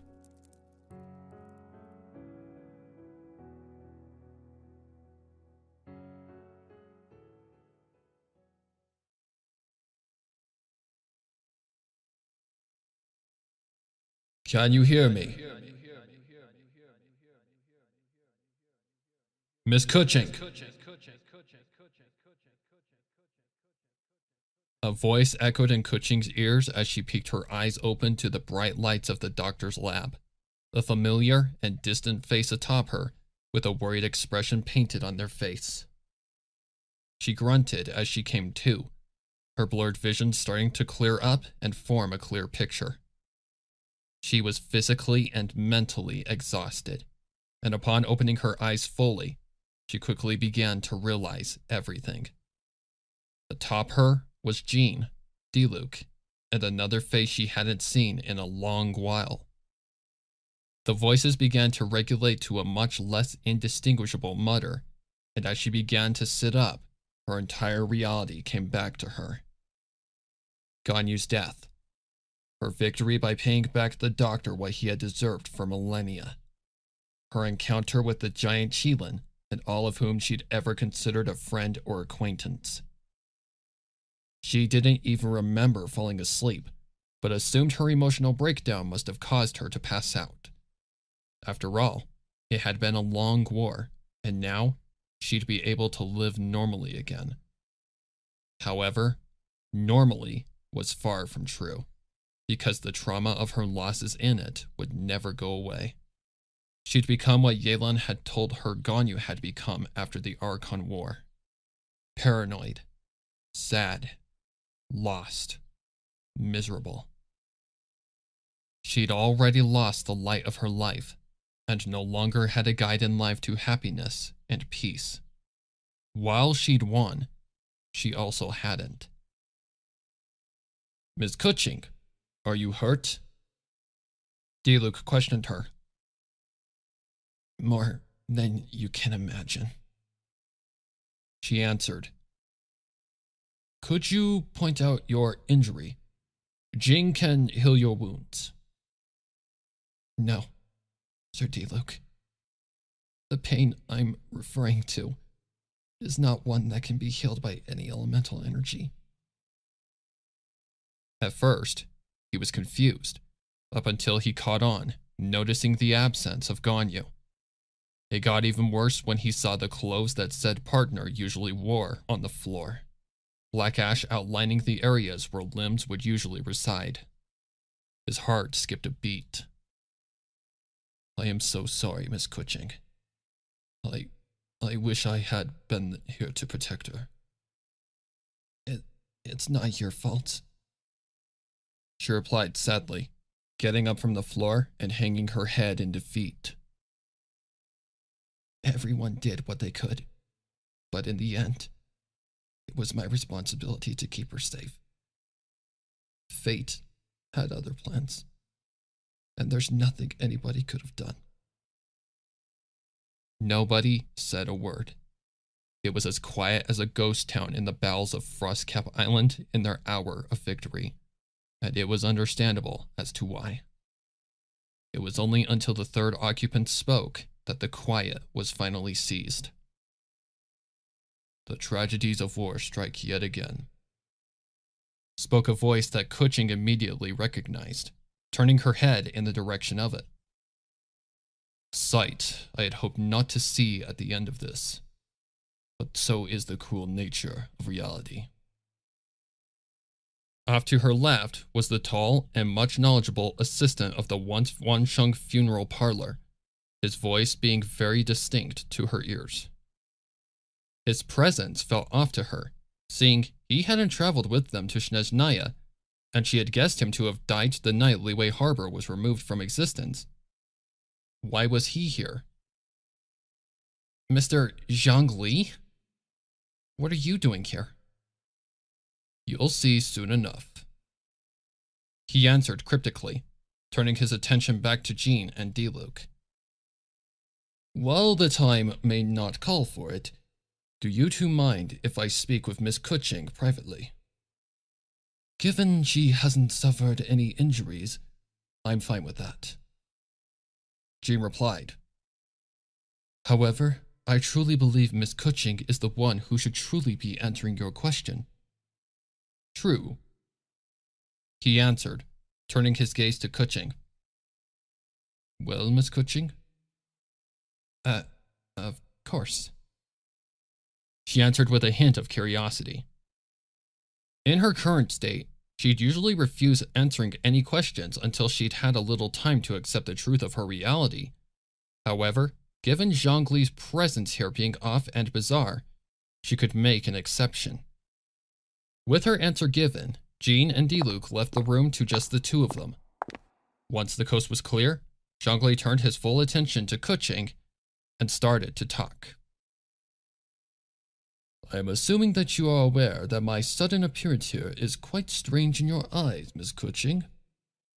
Indeed, considering you didn't come with us here, and unless you just happened to be here for months on end, you should have perished the night Leeway Harbor was attacked.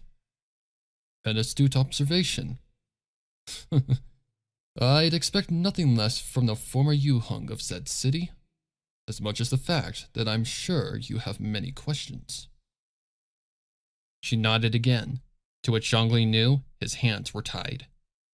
How would he explain how he somehow had managed to avoid half a year's time of war and make it sound realistic? There was no reason to lie to her, so he spared her any troubles.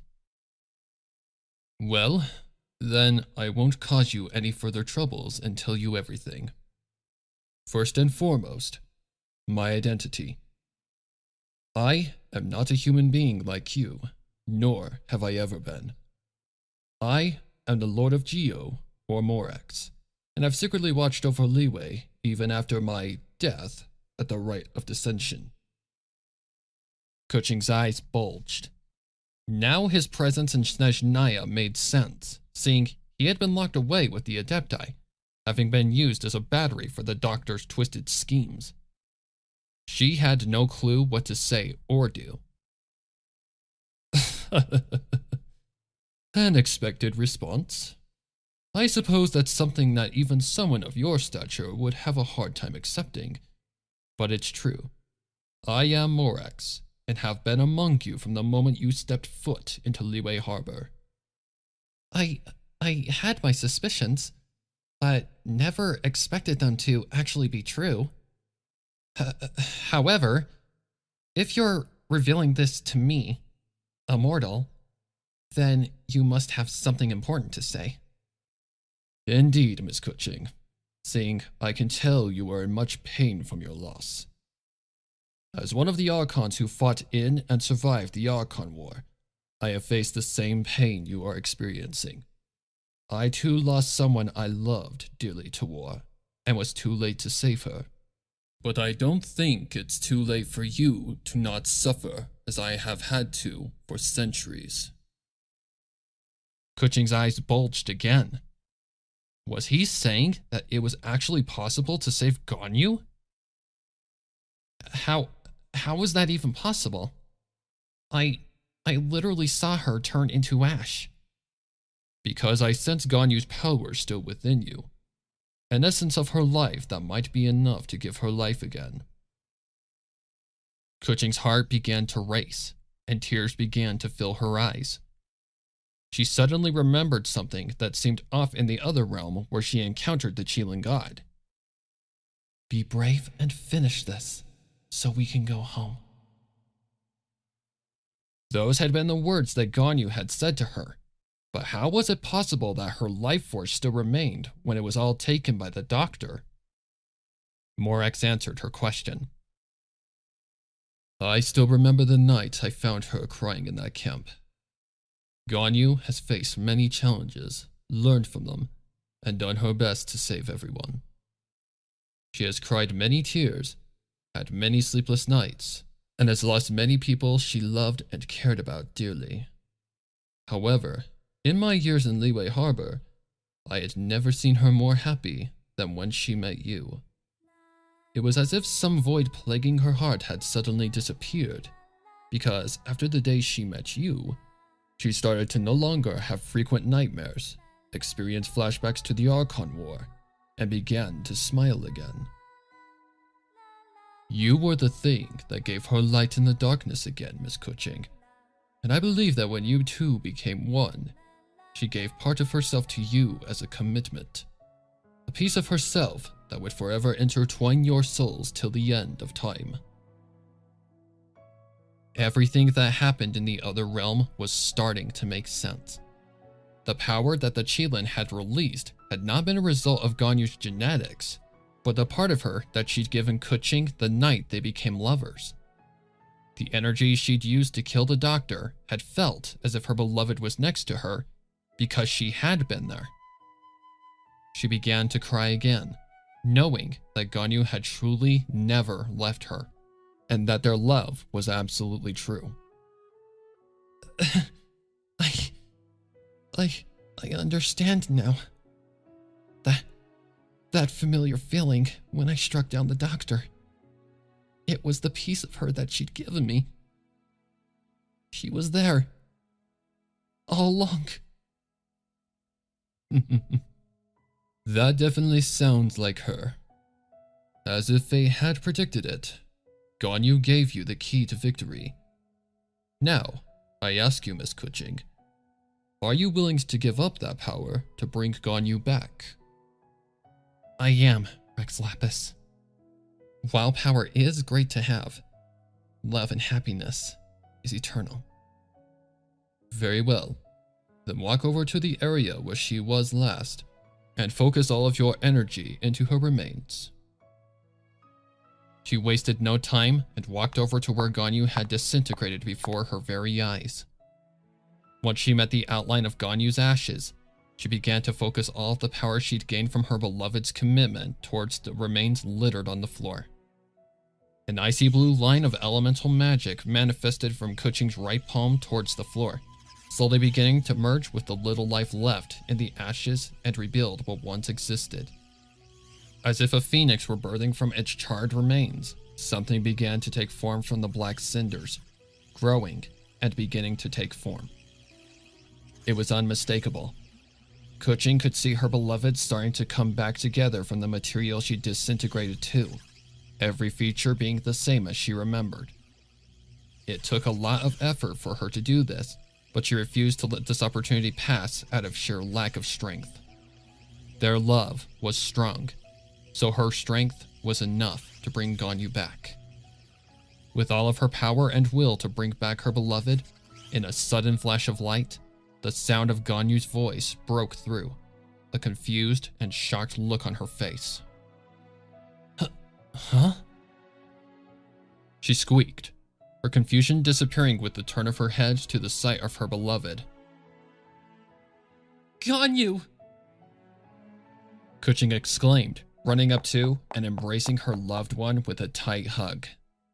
Ganyu's eyes immediately leaked tears at the feeling of Kuching's warm body against hers again, returning the embrace with absolute assurance that she was back. I'm here, Kuching. I'll never leave you again.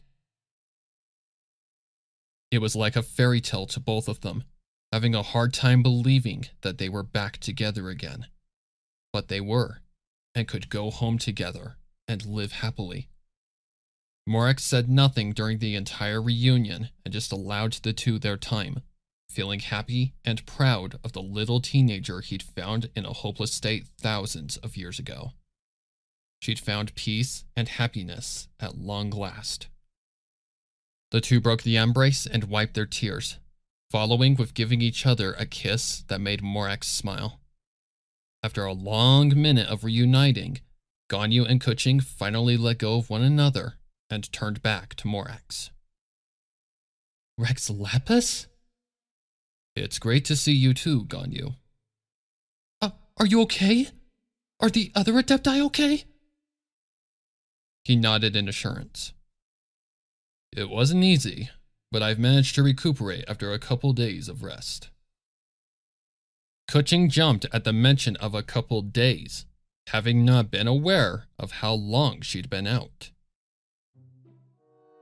2 days? How long was I asleep? Oh, my apologies. I thought you were aware of how long you've been down here. Your comrades have been searching for you two for 3 days. So, I'm assuming that's how long you were out, Miss Kuching. Her eyes widened in surprise. She had been more worn out than she'd thought. I guess the stress and exhaustion of this whole mess finally caught up to me. I suppose it's time to get out of here and go home. Indeed, but there's something you two should know before you go. Morax stated, to which the two lovers nodded. Very good.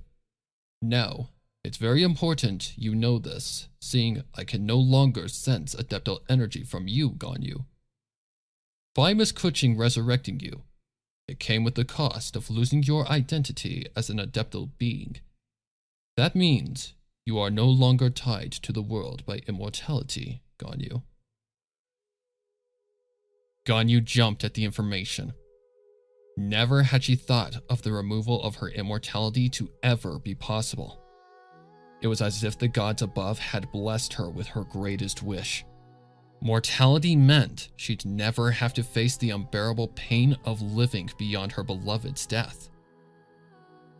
You mean I'm finally free to live a life without the pain of living eternally after Kuching's passing? Morax nodded.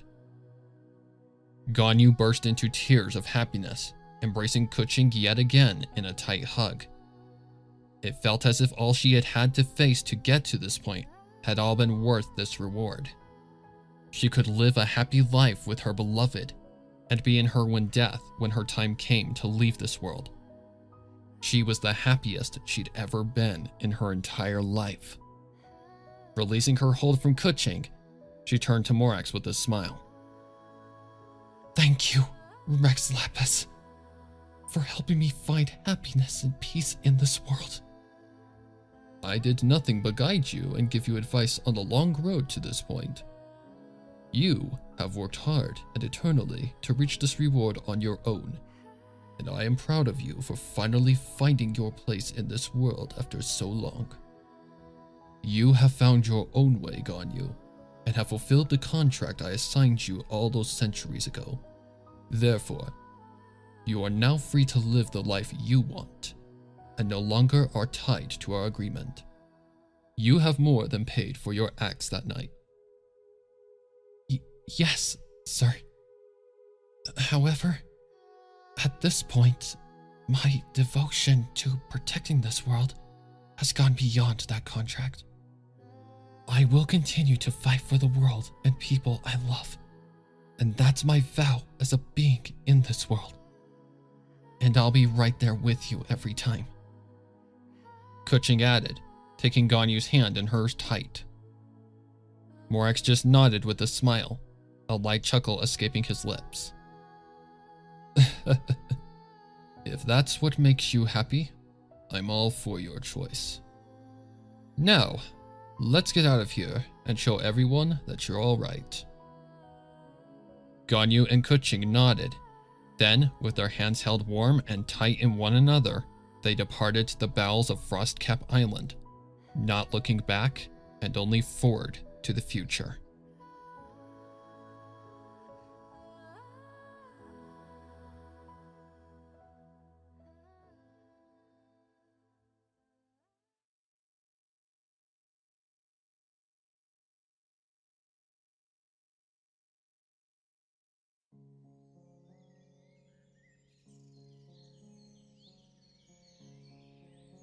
The war that had earned the title Archon War II had led Tevat's future into a whole new direction. While it had started with tragedy and loss, in the end, it had brought the entire world closer together. The entire world came together to defeat a single enemy that had underestimated the power of teamwork, friendship, and love. Because in the end, all three had won the war. It was thanks to Lesser Lord Kusanali that everyone except Yelan had survived the destruction of Zapoljarny Palace, having guarded everyone with a safety barrier composed of her elemental energy. Once everyone had recuperated, they had headed straight for Frostcap Island, knowing that two of their comrades were in danger. As planned, they threw a massive wave onto the giant mob of androids that the Doctor had set up to prevent his plans from being foiled. The hit had short-circuited each of the androids, and all that was left was to get to the lab. But to prevent getting lost and dying in the labyrinth along the path, the Harbingers had returned to the town to search for any diagrams of the lab's construction in the Fatui's records. It had taken a lot of digging to find, but eventually they found the original blueprints and had worked back to the Alcor, where everyone had decided to regain their strength and receive medical attention if it had been needed. Night had come by that time, and that had brought cold winds that could easily be fatal without a source of warmth. Therefore, all who had come to kill the doctor had decided to hold out until morning when it was warmer. The following day, they'd gathered to formulate a plan, then at noon had set off to find the lab. To sum it up, the path to the doctor's lab had been much more than a labyrinth. It had been a multi-chambered death trap that they had needed to traverse with absolute care and caution. To assure safety, in shifts of teams, they'd go in and map out each and every inch of every possible way. This process had been long and grueling, but eventually, after a long day and a half of mapping it out, they had reached the lab where the final battle had long since concluded. After Kuching, Ganyu, and Morax had departed back to the Alcor, everyone had been shocked to see Ganyu. The news given had been that she had been killed, so to keep Morax's identity secret, they simply explained Ganyu's status as a miracle blessed by the gods. After the war had concluded, all of them had stayed in Snezhnaya just a little longer to assist in tending to any injured citizens, excavating the debris of what used to be Zapoljarny Palace for any potential survivors, and helping the Fatui in making an announcement on what had occurred without causing a panic amongst society. The unfortunate loss of the Tsaritsa had been the worst of the damage that the doctor had caused to Snezhnaya, and had been the hardest wound to stitch shut. Without an Archon, the Cryo capital had needed all the help it could get to rebuild and grow back to a stable nation. But, through the combined unity of all of the nations, Snezhnaya had eventually healed and recovered from the doctor's axe in the following years after peace had been restored to Teyvat. Once the aftermath of the war had gotten to the point where the Harbingers could take over, only then had everyone departed back to their respective nations to prepare shipments of food, water, and medical supplies to Snezhnaya. A process that had taken months to set up, but had proceeded and benefited the entire Cryo Empire.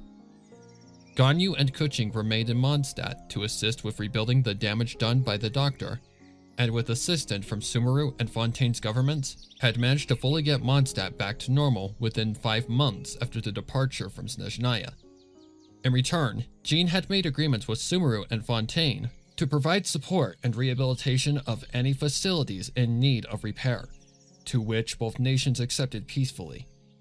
Lesser Lord Kusanali assessed this agreement mainly to the desert regions of Sumeru, seeing the people who had inhabited those areas had been abandoned by the academia and were in desperate need of support. It took building trust and assurance, but eventually the people of the desert opened up to the idea, and now have a much more stable and safe environment amongst the sands and temples.